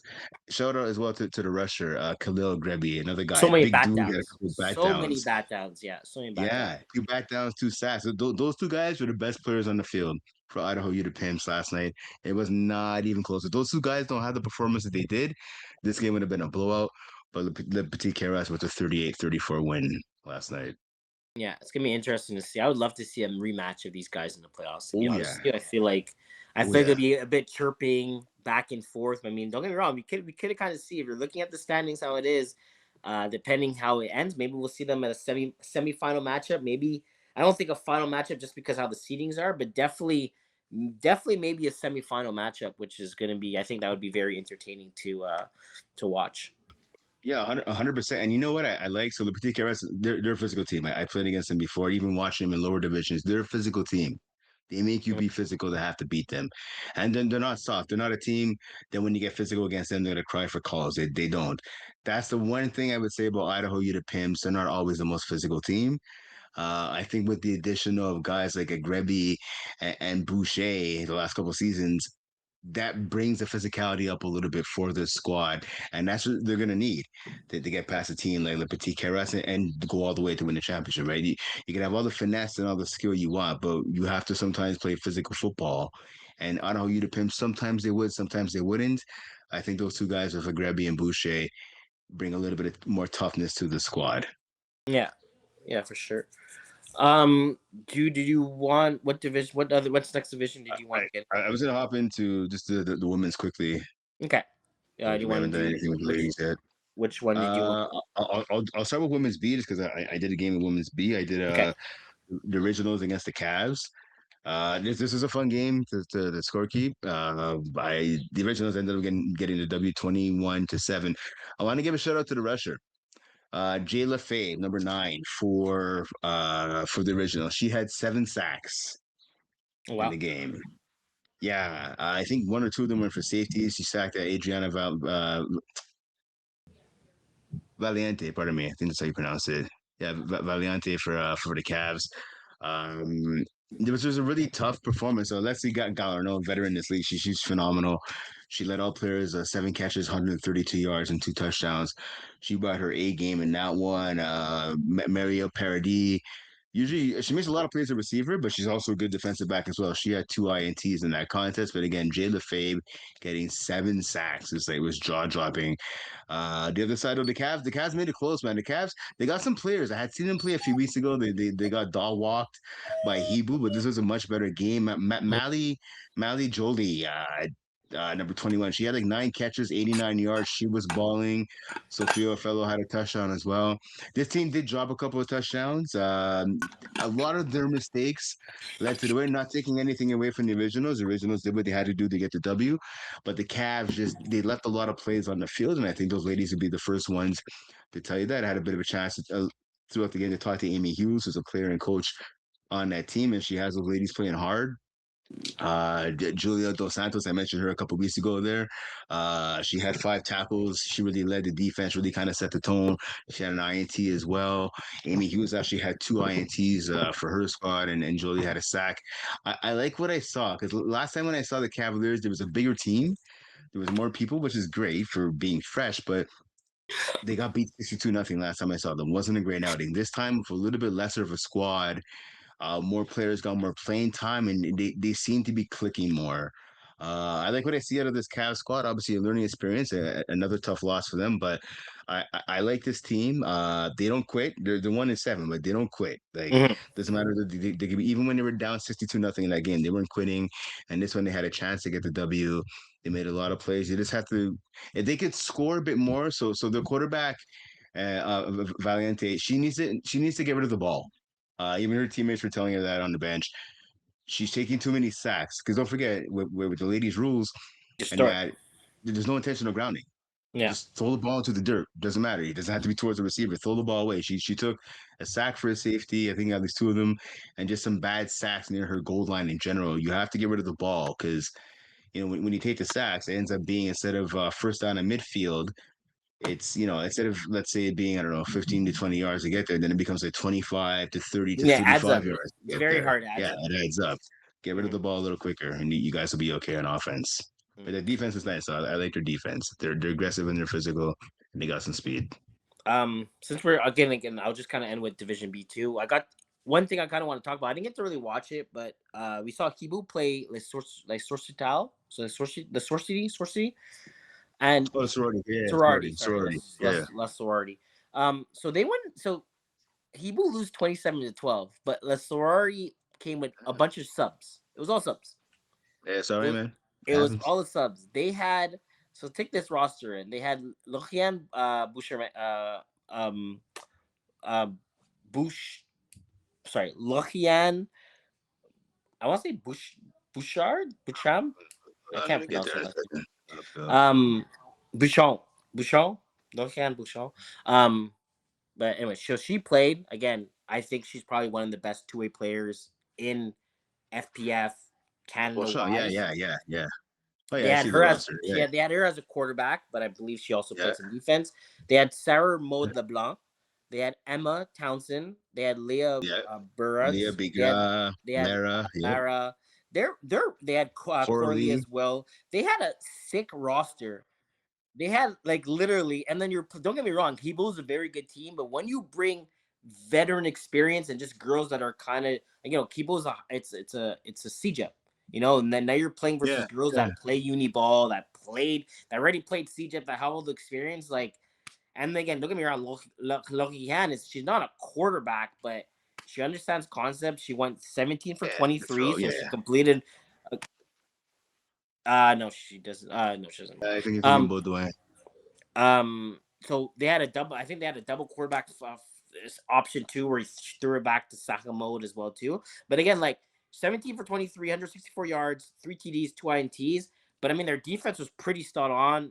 During the second half, they allowed 0 points. I was kind of looking from a distance because I was on field like 1 and 2, and they were on field 3 on the far end. But like when I saw the roster, I was like, "What division?" I was like, for a second, I thought it was Division 1, and I was kind of looking at the team like, "It doesn't make any sense," because Emma's on the team and Shirley and Corley was on the team. I'm like, they already played on Chaos. So I was like, "Are you guys playing Division 2?" And I was just like, and then I saw the team they're playing against. I'm like, "Oh, it's gonna be." And then I was like, "Oh, okay," like Kibo. And then I realized I'm like, the experience that they give, it's like Hibu was probably overwhelmed. But again, I'm pretty sure Hibu enjoyed the matchup because they got to play versus a good amount of good girls, and it was a very good experience for them. So that being said, it gives the Sortie gets a good win on their hands. Unfortunately for the Cavaliers, it kind of finished their season where they have no chance of making playoffs because they're 1-7. Even if they win the next 2 games, they go 3-7, but the Sortie has a tie. So it ends their season where in most cases maybe they would have dropped that game and it would have given Cavs a bit one more chance to kind of make that playoff push. But it is what it is. I just found it very interesting how they brought that roster, fit the cap, got the win for the Source League, clutched their playoff spot, and now they kind of go back to normal where they're gonna have their normal roster and they're gonna finish their last game of the season or they're going to be playing the merge. So that should also be a very good game if both rosters are there. Yeah, I hear you. Like I'm looking at it right now. Like the looking at the roster verification, right? For women's B, you can't go over 370. I'm not sure with Emma and Lara and Leia and Corley. I have no idea how they didn't go over that 370 cap, but and Lorian Beauchamp, they fit in, I guess. Because I mean, those are some really high rated players. The only regular for sorority in that game was Alexandra Jalbert Vadi. She was like the only one who was a regular on the team. So that's interesting to see. But I mean, if you can fit the cap and you need the players, do it. So shout out to sorority on taking advantage of that.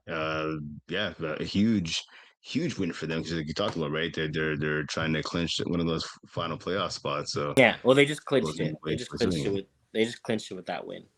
They knocked Yeah, out. well that's it. That's yeah, exactly. Yeah, no, we have Hebrew Supernova La Sorority again. So we'll see who played for the sorority this weekend. They're taking on the merge and then Cavaliers in the originals also this coming Tuesday. So I'll be the scorekeeper for that next Tuesday in Broussard. Mm-hmm. Um, yeah, so I was looking at women's C right here quickly. I know in terms of games in that schedule wise, yeah, women's C we had only one game this weekend, so a shutout. A Town Black this past Sunday in Laval getting a 13-0 victory over the Rocks. So shout out to those ladies with A Town Black getting the W there. Ketrim Bilodeau, 2 TD passes. Mario Amiot with one, and Charlie Courtier with another. Shout out to them. They also got 2 picks. So Charlie Courtier, pardon me. I want to say Mm-hmm. Couturier, but I know it's not Couturier. Anyways, Courtier, my bad if I'm pronouncing that wrong. She had 2 INTs as well in that game, so that was really big for her. Isabel Gonzalez had an INT and 4 pass deflections. They picked off Rachel C. Gagnon, the Rock quarterback, 3 times. It's a bad outing for the Rock. But again, shout out to the ladies for A-Town Black. You get a shutout, you definitely get a mention here because that was a really, really big victory and a solid defensive effort for the ladies for A-Town Black. Hmm. A-Town Black actually with that win, they leap. They're tied now points wise with the Rock. They're both with 2 wins. So I mean, hey, they'll take that win. I know looking at the playoffs, so yeah, it's the top 6 they make it. So right now, A-Town Black with that win, they actually have they're in that last playoff spot, right? So they have 2 games in hand on the 1 game in hand, pardon me, on the Rock. So the Rock have 1 game left. A-Town Black has 2 games left. So A-Town Black, they go on to face Les Valkyries and A-Town White. So battle of both Huntsic teams to close out the regular season. Whereas the Rock, again, like I said, they only have 1 game remaining, so they're gonna have to win that and They then play pray for A-Town White to be A-Town Black. Oof, the Rock have Obsidian to Yeah, close out the regular very. season. That's a game you do Eesh. not kind of want to get into. Um, Yeah. Eesh. do they have? So sorry, I was listening to what you were saying, but I was confused on A Town White, A Town Black. The Rock beat A Town Black once, and then they lost, so they'll tie with the head to head. Yeah. So they also, at worst comes to worst, the Rock would need A Town Black to drop the next 2 games. I wonder if there's collusion because A Town White could play A Town Black and be like, okay, well, if you guys let us win, we make playoffs, and then the Rockets not make playoffs. We got some collusion going around there. I don't think it would happen. It would be kind of funny because A Town Black pretty much, if they drop the next 2 games, they finish 2-8. If the Rock ends up losing 2, they finish 2-8 as well. But then it's gonna be points versus against because they tie each other on the head to head where they're both gonna share 1-1. So Right. it's also going to point out how many points is A-Town Black is going to allow and how many points is the Rock going to allow with the last 1 game. Because right now they're a difference between 45 points. So I mean the Rock is definitely pretty much it's going to be very difficult for the Rock to kind of make playoffs. But we've seen kind of weirder things. You never know. Maybe Obsidian doesn't have their full roster coming the next game, or the Rock just plays a really good game with their team and they end up getting or maybe they bring some subs. It can happen. Who knows? Only They time. should. They Only should. 100% they should. Hell yeah. only time could tell. We'll kind of see if that game's going to be happening. They play Obsidian Saturday, August 8th, so it's going to be in 2 weeks. Yeah, in 2 weeks just before playoffs are going to be starting.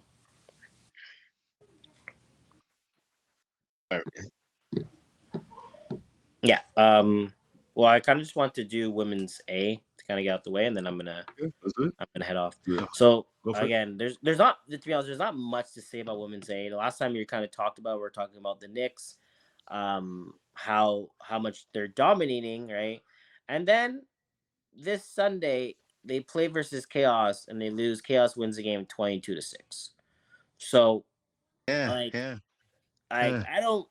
To be honest, I don't know exactly the roster. I know Athenian couldn't throw, so Anik had to throw. So there is that. Allison also didn't throw well. They brought in Genevieve for Forter. Yeah. So she's a great quarterback. I watched her play a bit. A good backup. I think she also threw for sub-zero at 1.2. She also a good backup to bring. You had Gigi 5 for 6, 82 yards, 1 touchdown. Heidi 9 for 9, so she definitely used the snapper. 76 yards, 1 touchdown. Marie Joelle Vandel, big body, great hands. So that's a big defender for them. Went 3 for 3, 42 yards, 1 touchdown, and then Marilyn 1 for 1, and then Emma 1 for 1. 4 yards were something we don't really kind of see, but again, some quarterbacks use some players in different ways. And then Emma kind of made up with it with 2 picks, and same thing with Marie Jo, ended up having 2 picks, and then Emma got some converts. But just like again, I guess the question really is going to be is how severe is the injury Athena has? How many games she can be missing? Right? I don't think the Knicks are kind of worried until playoffs come because I'm assuming they are going to want to win a women's 1 title in general. So they have 2 games left. Maybe Athena's going to come when playoffs do start. Everyone does make playoffs. This could technically help Chaos with one game in hand. If they kind of win the next game, I think they're playing Blue Pud. Well, who they play? Who does Chaos end their season with? They end up playing Blue Pud. So if they could win that game, I think they could have maybe like a tie break on them, and then they instead of playing, they'll be in the fourth seed. So instead of playing like a Birds in the first round, wait, sorry, just kind of look at the playoff breakdown. Everything's different. 1, 2 get buys, 3 and 6. 1, 2 gets by, 3 and 6, 4 and 5. So actually, you know what? At the end of the day, it doesn't really matter. They're gonna play Blue Pud most likely. But anyways, I just think it's a good win for the Chaos in general. Even though your starting quarterback's not there, just to kind of get a good win versus a team that at the end of the day, their Knicks' defense is still their defense. Like maybe they're missing the quarterback situation, but just to get a win on their hands to go 3 and 6, I don't think it's bad. I think their last win Chaos had was against back in week 3.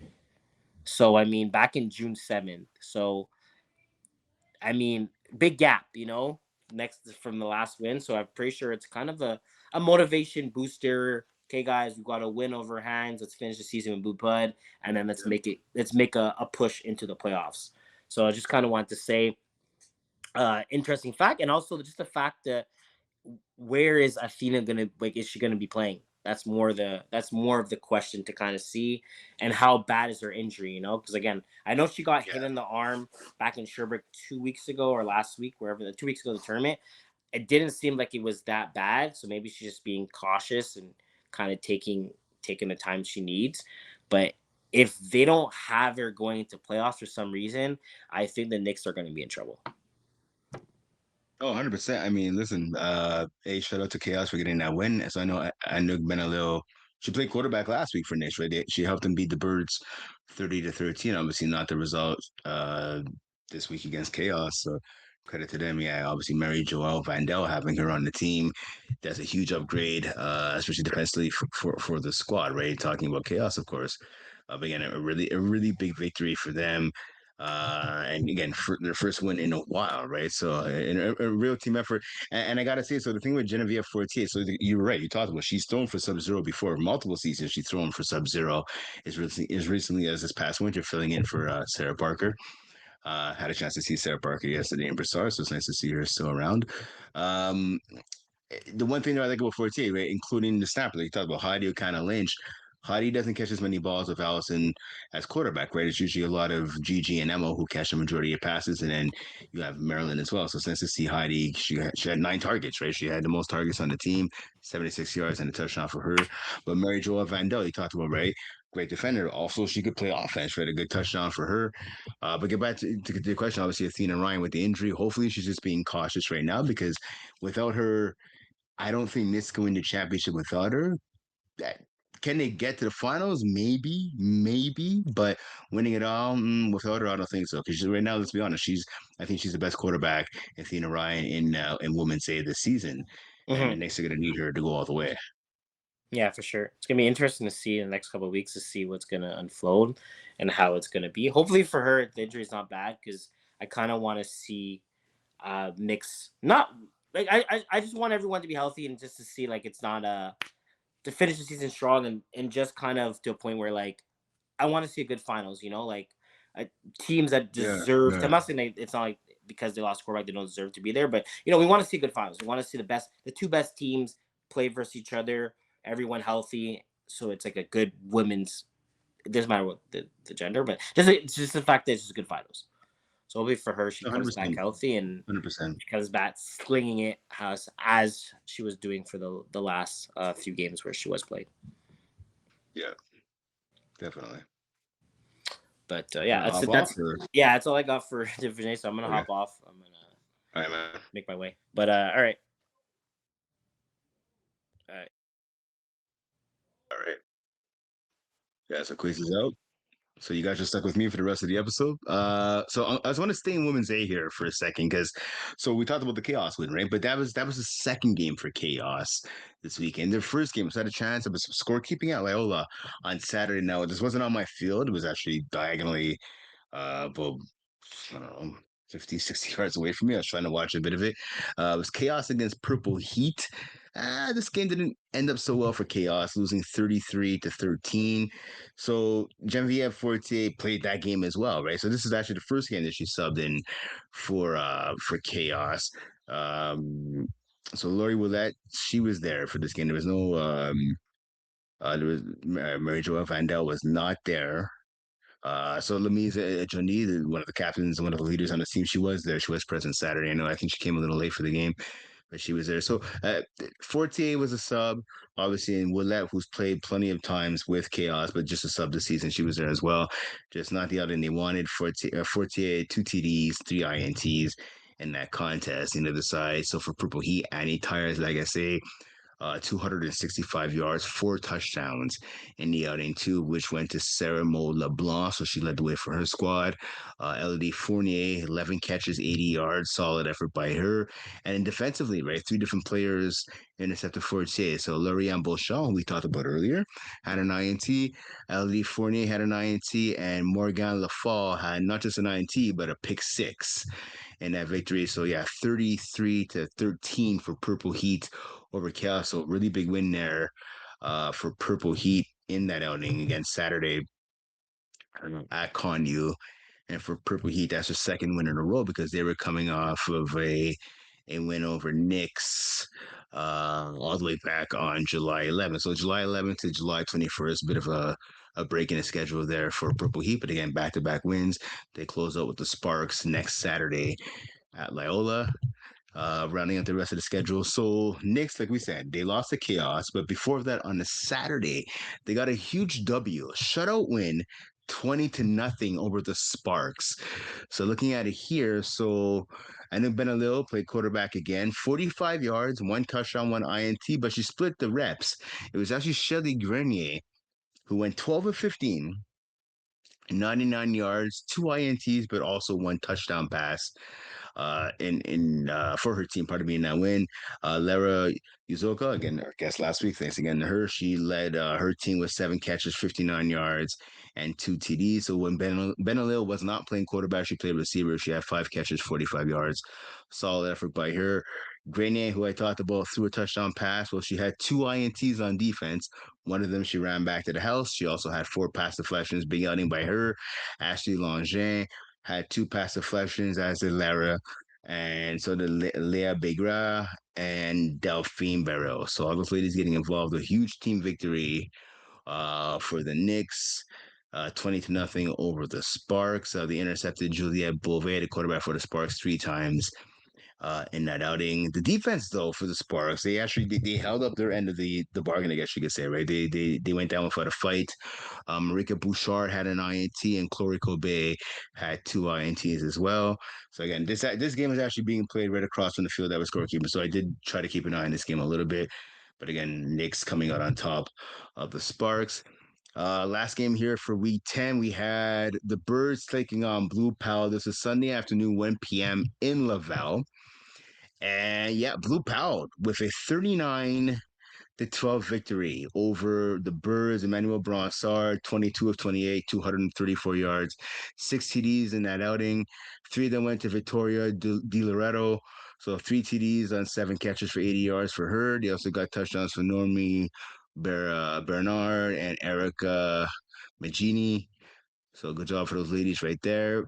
For the Birds, it's kind of like a three-headed monster at quarterback that wasn't horrible, actually. Wasn't that bad. So Morgan LaFall, I talked about earlier. She went 45 yards, 1 TD.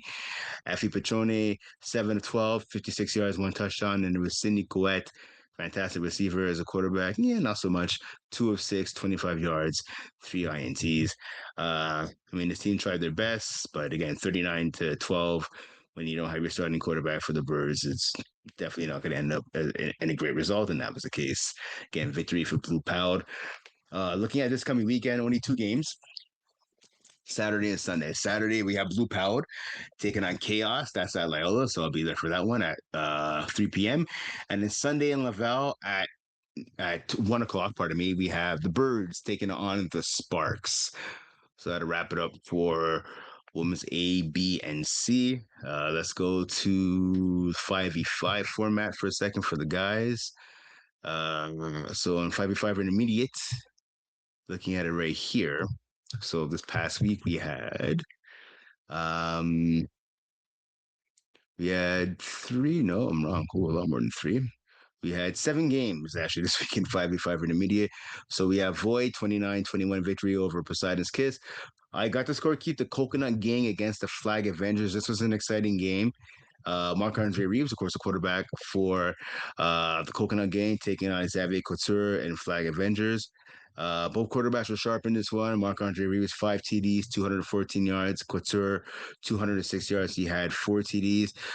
Mikhail Foray, hey man, he's balling out. He's been with Marc-Andre Reeves for a long time, and that connection's still there and still humming at a high level. 6 catches, 56 yards, but 4 touchdowns. It's a pretty good math right there. 6 catches, 4 of them go for scores.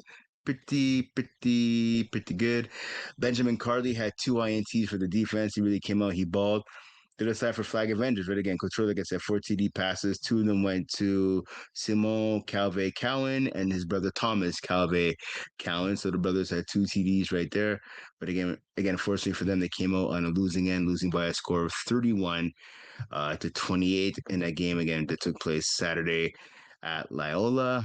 The winning score was scored by Mikhail Foray. You guessed it. He scored a touchdown for both 3 plays remaining in the contest. We had Poseidon's Kiss again. They lost to Void to kick off the action in week 10 at noon, but a couple hours later at 4 p.m., they knocked off Team YS 29-25. Flag Avengers rebounding for a 45-18 win over the Voids. So the Void going 1-1, and then the Void had another game. So yeah, a lot of action for the Void. 3 games in 2 days. The Void losing 33-26 to JYD and Lavelle this past Sunday. Like I said, I score kept the game between the Mighty Schmucks and Poseidon's Kiss this past Monday in Papineau. So a big win there for the Mighty Schmucks in that game. Trying to look if there's anything of significance here in that game. Yeah, Justin Goodman, 5 TDs in that contest. 3 then went to Mass Jerry Costa. So good job by that defense right there. And Jared Boyman, who was a sub, actually had 2 INTs in that game for his squad. The other side, Nick Fawn. I played against Nick Fawn. I have all the respect in the world for this guy. He plays hard. He does not care what the score is. They could be up, they could be tied, they be getting smoked. It doesn't matter. He always balls. He had 9 catches, 134 yards, and 4 touchdowns for his squad. He also added 2 pass deflections, a tackle, and an INT. So he had his number called a couple of times on both sides, and he answered that call. That score kept last night. JYD knocking off Team YS by a score of 40-19. Was an exciting game. Jason Rossi, obviously veteran quarterback for one side, the other side. So Team YS was rotating between Yvon Salaman, so obviously a friend of the show and a guy who works for FPF, stand-up guy, and Zach Deschamps, who's usually the quarterback for No Regard in Division B. They were kind of rotating at quarterback throughout the contest. They made a lot of big plays. When Deschamps wasn't a quarterback, he was playing receiver. He actually had a pretty good game. 5 catches, 94 yards, 1 touchdown. Jaden Yassant, I've never seen this guy play before, but he is fast. 2 catches, 50 yards, 2 TDs. He made a lot of plays as a defensive back as well. He had 3 pass deflections in that contest. But again, Rossi and those boys with a 40-19 win. And I'll tell you what, Rossi to Charles Olivier Vachon. Now, this is a guy who usually has played on Junkyard Dogs with Jason Rossi for a long time. In the last couple of seasons, he started to play in the higher divisions. And I can tell you what, he deserves to be there. 9 catches, 154 yards, 4 touchdowns. His brother was all over the field. He led his team, led all players with 6 tackles as well, right? So he made his presence felt. Chris Brockwell, shout out to him. He had a touchdown. Fabrice Pierre, this young cat. Him and his brother Kevin Pierre, the Pierre boys. They made some plays on offense and defense as well. Justin Wade, another offensive player, another big receiver for the Junkyard Dog squad. But again, they got the victory 40-19 over Team YS. Okay, so that wraps it up for intermediate. Let's go quickly here to competitive. Yeah, so looking at it here in competitive, right, this past week. Sorry, Ali? All right. Gonna wrap this up pretty soon. Competitive, there was only 2 games this past week. The Braves blew out the Raw Dogs 30-12. And another blow up the Infantry. Actually, not a blow up, pardon me. The Infantry for 10-point win, 42-32 over Flag Wallace Sack. Looking at that Braves game. So Joe Mahir was back. Joe Mahir, 15 of 17, 225, 5 TDs. Joe Mahir doing Joe Mahir things. Whedon's Alexandre, guy who should be playing in D1 or Division A going forward, or 5v5 competitor going forward, had 141 yards, 3 TDs. Obviously, a monster performance by him. Defensively, Jeremy Murphy had an INT for the team. Yeah, again, one team to score too many points in the Braves and not enough for the Raw Dogs, who had a combination of Ben McMahon and Jordan Panetta as a quarterback. Shout out to Ahmed Bubakar. Had a chance to see him last night in Bassard. He led his team 3 catches, 55 yards, and 1 touchdown. Infantry, like I said, 42-32 over Flag the sack, 2 veteran squads. Yeah, Dan Lazera for the infantry, 286 yards. He had 6 TDs. 60 passes. Rory Submerging caught 2. His brother, so Sean made an appearance. Sean had 2 TDs. So Submerging boys, 4 TDs between them. So good looking out for those guys. By those guys, I should say. They got an INT from Charles Olivier Vachon, who I talked about a few minutes ago. A good team effort there. The other side, JP St. Pierre, 9 catches, 120 yards. Samuel Nadeau-Puis, obviously the brother of quarterback Alex Nadeau-Puis. The two brothers connected 6 times for 70 yards and two scores. Francois Richelot, many people think is the best receiver in Canada. 4 catches, 27 yards, 2 TDs. And then Alex Nadeau-Puis caught a touchdown from his brother, who usually plays receiver, from his brother Samuel. Samuel threw him a touchdown pass for 8 yards and a touchdown. But again, 42-32 win for the infantry over Flagmois. That pretty much wraps it up. I know we didn't do much co-ed. We didn't do much co-ed this episode. I apologize for that. We will have more of a co-ed focus next week. So I know we're running out of time. We're already over the 90-minute mark here. So a couple of quick things. Obviously, like I said, fall registration opens. It's open now. So make sure, again, you register yourself as a team, register yourself as an individual. And just hop on in there because the spots are filling up fast, so don't wait too long. Regular season for the fall starts September 8th. I'll tell you what that is. That will be a Tuesday. So a Tuesday start for the fall season. So don't forget, go to FlagPlusFootball.com and make sure you register. So let's take a look quickly here. I know we have a couple of contests going on here. So let's look at last week. I mentioned a bunch of names. We looked at who's the fastest player in FlagPlus Football in one of the lower divisions. So let's look at it right here. So poll number 1, we have Theo Midori, Kyle Martell, my buddy saw him last night in Bassar, Mike Badi Babungi. So the winner of that one, pretty close actually, Theo Midori winning 41%, beating Mike, who got 35, and Kyle Martell, who's really fast, he got 23. So Theo is on to the next round. Next category, we had Jean-Christophe Morin-Feneuf, Jean-Philippe Lamotte, and Oscar McCavor. Jean-Christophe Morin-Feneuf getting the win, just beating out Jean-Philippe Lamotte. So a good win there by Morin-Feneuf. Oscar McCavor is pretty fast. So if you guys are voting for Feneuf, then obviously you guys think he's a little faster. Can't say I argue with that. Again, 3 really fast guys. But again, going on to the second round, Jean-Christophe Morin-Feneuf. Next group, we had Justin Villiers, Victor Desjardins, and Brandon Amaral. This one came down to the wires between Victor Desjardins and Justin Villiers. The winner is drumroll for Vex. I don't know if you have drumroll on your computer. If you could put that on Ali, that'd be really cool. For the winner, though, Justin Villiers beating Desjardins by 3%. Villiers got 45%. Desjardins got 42%. Amaral getting 13% of the vote. All 3 guys are fast, but Villiers goes on to the next round. Next group, we had Hugo Lemoyne, Antoine Mournier, and Gabriel Mercier. And Antoine Mernier getting the win, 5%. He beat Gabriel. So Gabriel just losing by 5%, 47-42. So Mercier just losing out right there to Antoine Mernier, quarterback for the Trailer Park Boys. So congratulations, Antoine is on to the next round. And then we had a blowout one here. So we had Olivier McDuff from Vicious and Delicious. We had Luca Rio and Maxi Baudouin. Luca Rio won that with 77% of the vote. So that's pretty impressive. Olivia McDuff getting 16% and Maxime Baudouin getting 8%. So congratulations, Luca. He's on to the next round. Oop. We have after that. So Xavier Shalui, Leo Auger, and Benjamin Dennis. Or Benjamin Denny, I'm not sure how he pronounces it. So Leo Auger winning that one, 69% of the vote. So Leo came in first, Benjamin came in second, and Xavier came in third. This next round we have Rob White, so Rob Blanco, Medric Morin, and Gabriel Laprelle.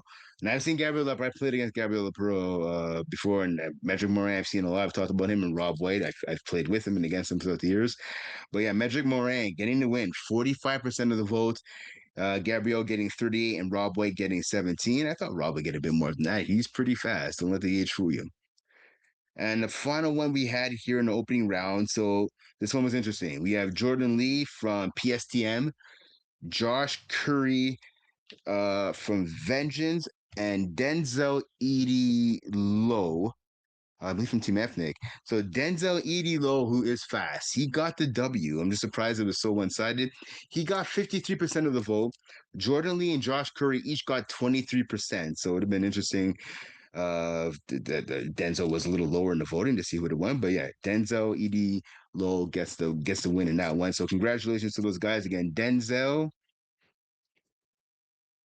Oh, it's not working out. So Denzel, Mederick, Leo, Luca, Antoine, Justin, Jean Christophe, and Theo are going on to round two of the fastest player in the lower divisions here, fastest male in the lower divisions in FPF Division 2 and lower. Thank you to everyone that came out and voted. We're going to have our second place voting. Our second place poll will be up and running this coming week. So make sure to go out and vote on that. Again, we're trying to see who's going to be voted the fastest male in the lower division. I know next week we're going to be revealing the results of the round 2 for the ladies, because again, we asked for the ladies as well. Who's going to be the fastest vote? And I will be launching this coming week as well the fastest male in FPF for the higher division. So I'm talking about Division 1 and higher. So that's going to be Division 1. It's going to be 5v5 competitive. I'll put co-ed 5v5 as well in there. And obviously, again, like I said, Division 1, Division D1, sorry, Division C, Division B, and naturally Division A. Let's take a look at the player spotlight before we sign off here. Sorry, Ali, I'm drawing a blank. I could find that on. Okay. Okay, cool. Cool. Here we go. All right. So looking at that here. Yeah, okay, so here we go. The players spotlight. Yeah, week 8. So here's everyone for week 8 that gets a player spotlight. Congratulations, everybody. So we have Maya Couture from A-Town White.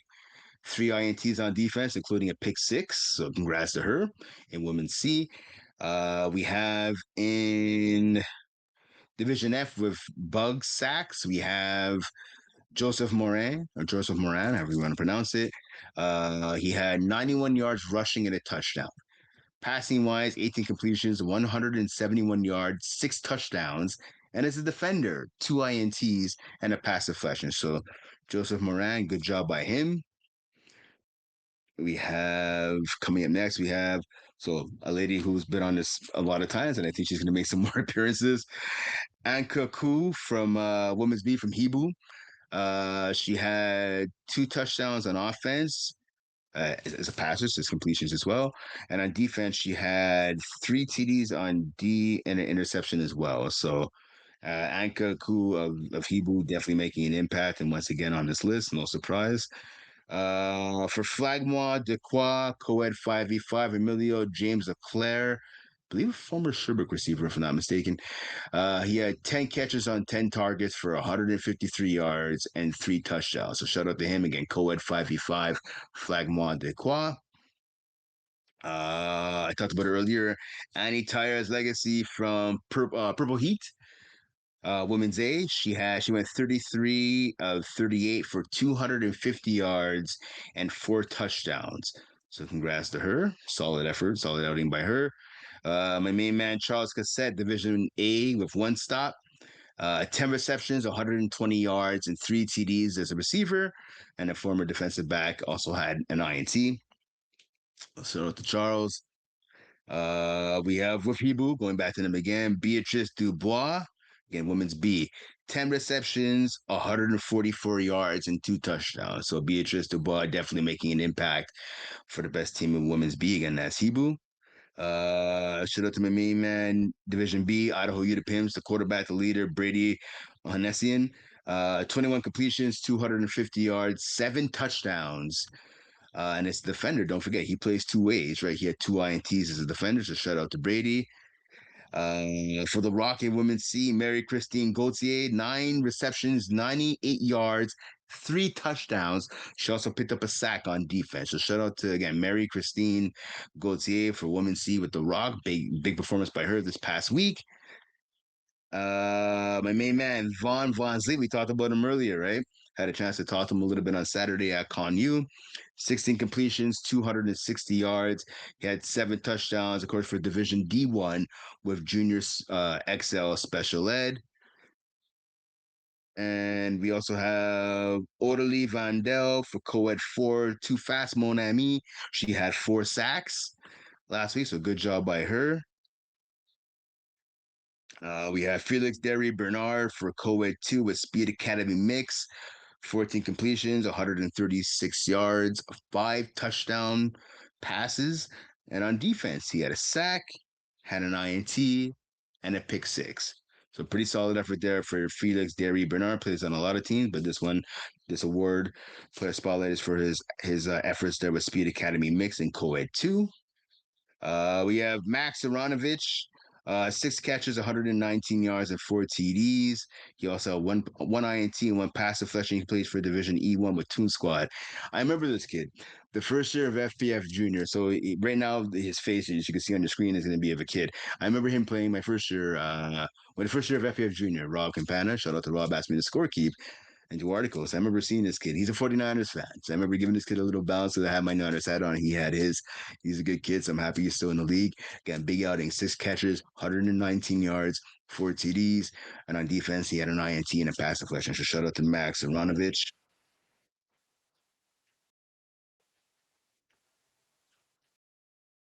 Okay, so I'm saying from Ali that so Max Ivanovic should have been considered for the fastest male player in FPF. Now again, so Max, I apologize. Again, we have 24 players. Yeah, 24 players, if I'm not mistaken. There are going to be some people who are missed, unfortunately. Um, I did a poll and I asked. So this wasn't just me choosing it. It is my idea, this whole poll thing. But what I did is I asked 10 different individuals in FPF. Some play in higher divisions, a lot of them play in lower divisions. And I asked, especially the guys who play in lower divisions and ladies as well. And I asked, who should I pick? There's some names that I know from writing for Division E2. There's some names that I do know. So there's some guys who got on there specifically because I said they need to be there because I've seen them play in there fast. But there's others, a lot of the other results were off of people who were suggested to me. And again, this is a huge league, and not everyone knows everybody, unfortunately. But again, Matt, you're getting your flowers now. I apologize you weren't included in that poll, but if you come back in the fall season, I'm going to do this again. So I'll make sure if you're playing in the lower division, you'll be entered, or you'll be in it. If you play in the higher division, yeah, chances are you might be in it as well. So, Max Aronovich, again, shout out to you. We have one more name left. So my main man, Bakari Barrett, co-ed 5v5 for activated as a defender, one of the shutdown corners in FPF. He had 4 INTs. So he rounds out our player spotlight for week 8. You can see the results for week 9. The week 9 results are up. So make sure to go check that out. There's a lot of good players who are going to be on that. Like I said, Jay LaFave, the rusher for the originals, dominant effort against the Cavs. She has 7 sacks. So I'm pretty sure you're going to see Jay LaFave on there. So that wraps it up. Again, like I said, we did the player spotlight. I know for the fall season, like I said, I'm going to say it the third time now. Registration is open. Get on there, sign up your team, sign yourself up as an individual. The season starts on Tuesday, September 8th. So make sure you get on there. I know this is going to be announced. There's going to be a new season, a new field, pardon me. They were playing at this coming fall season. It's in Delson. I've never been at the field before. I've driven by there before, so that's going to be a new field. So look out for more information on FlagPlusFootball.com and of course on the Instagram and our stories and that for more information on that. But I can confirm 100% there will be a new field that we're playing at for this fall season. Anything else, Ali? Good. Okay. All right. Again, we are Wednesday right now. I don't know if at home if you guys are trying to see the movie Odyssey. I tried last week to go get tickets online. It's all sold out. I tried this week. A buddy of mine who works downtown was going at lunch to buy tickets. We're trying to go a big group of us, and yeah, there's maybe I think 3 tickets left. So I don't know if you've seen Odyssey yet, but hopefully if you have, I'm hoping the what am I saying here? Not the people the what am I saying? What's the word I'm trying to find here? Not the critics, but the reviews. So I hope the reviews are as good as I'm hearing because I do want to see the Odyssey. Just getting tickets are crazy. I don't know if you know this, Ali. Apparently, there's only about 50 IMAX theaters in the world. I know across Canada there is not that many IMAX theaters. Yeah, I had no idea. I had just assumed. Now, so when I say hold on, when I say IMAX, I mean like the hold on, I'm not gonna sound like I know what I'm talking about here. I'm talking about like the 70 I guess the 70 I guess millimeters or whatever. Yeah, the 71. I'm talking about that. There's only so many theaters around. So I was surprised. I remember trying to find this last week and I was just like, there has to be more than one IMAX theater. Like, yeah, pretty much. Well, at least the one closest to me is the one downtown by the Scotiabank Theater, like down by near McGill. Yeah, Cineplex. I was trying to say what I was saying Cineplex, but yeah, the Cineplex one. I was a little surprised that there's so few IMAX theaters. Period.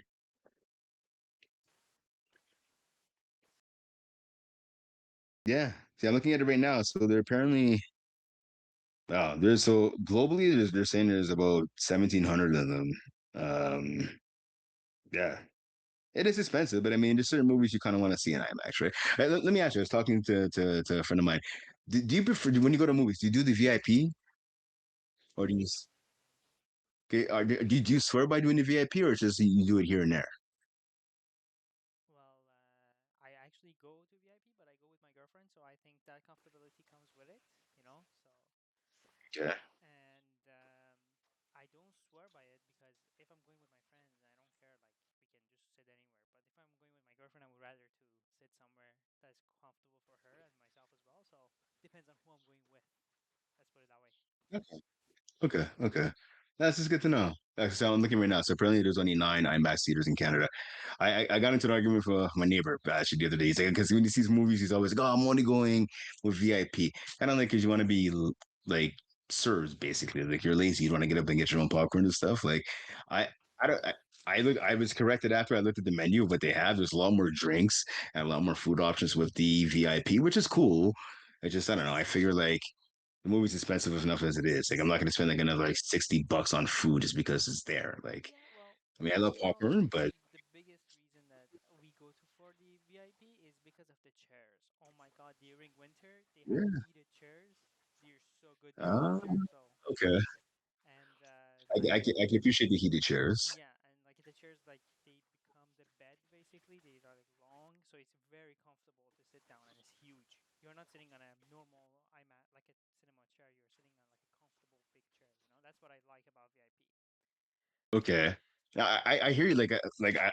I'm not that far from Cabinet Small. They go in there. They renovated a couple years ago, so now they have the big leather recliners. So it's kind of like I'm leaning on the like I'm sitting in a massage chair right now, and I think the ones at the theater even go they don't have the massage like my chair does, but they go further back than my massage chair does, and I like that. Like I'm cool if I don't drink soda, so like I'll have water or you know, sometimes I might sneak a beer or two in there, whatever it is, what it is. I'm not ashamed of that.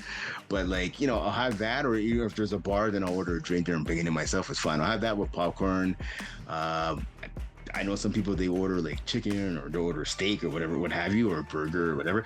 I mean, I guess if that's what you want to do, it's fine. I just think that like going to a movie, like on a regular, okay, not a Tuesday, but going to a movie on a regular night's what it's gonna be at least let's say $20 a ticket, let's say somewhere between 15 to 20. So there's you, sometimes your significant other, you go with your boys or your girls or whoever, whatever the case may be, right? Let's just say you're spending for 2 people. So that's like $40 for the tickets just by itself. And then you're gonna buy at least one popcorn, right?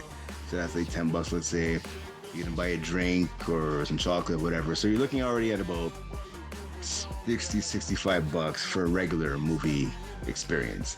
Going to the VIP, I don't know. You tell me, since you've done, like, what do you order as food when you go there?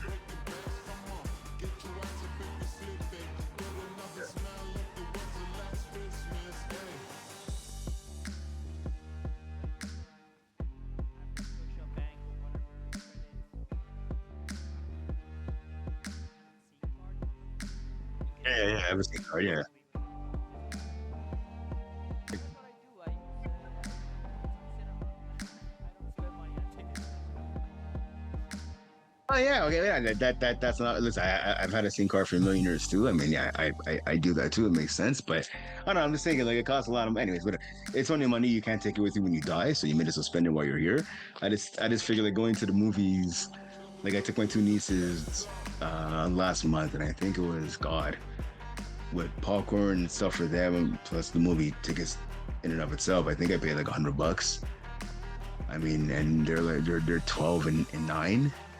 So I mean, yeah, they got popcorn and I got some soda and all that crap like that. But whatever, yeah, they got at least $100 for like just the three of us to see a movie, which I had no interest in seeing, but I love these films. They get what they want from me. Anyways, yeah, a lot of money. All that to say that if you've seen the Odyssey, hopefully good luck to you. And hopefully if you've seen it, that's awesome. Still trying to wait. I don't know if anybody out there has any hookups to theaters. I know like Gino DeFazio used to be a theater, used to work for a theater, and some other cats. If you know any hookups for the IMAX, holla at your boy, because I definitely want to see it. It's I'm a movie guy. Like I like watching movies. I mean, I'm looking forward to seeing it. It's a good cast too. Anyways, Spider-Man also coming up pretty soon too. I'm excited about that. And obviously Avengers as well. Avengers Doomsday. I'm super psyched about that in December. All right. It's been a long episode. I know you want to get out of here in the summertime. The weather is actually improving, so I want to get out of here and do some stuff. Thank you guys for tuning in. Again, we appreciate you guys for always watching, and hopefully you'll come back again and watch next week. Thanks to Quaysie, who again, he had to take off a little earlier. Thanks to you as always, Ali, for doing what you do. And like I said, thank you to you guys at home, because we would not be here without you guys.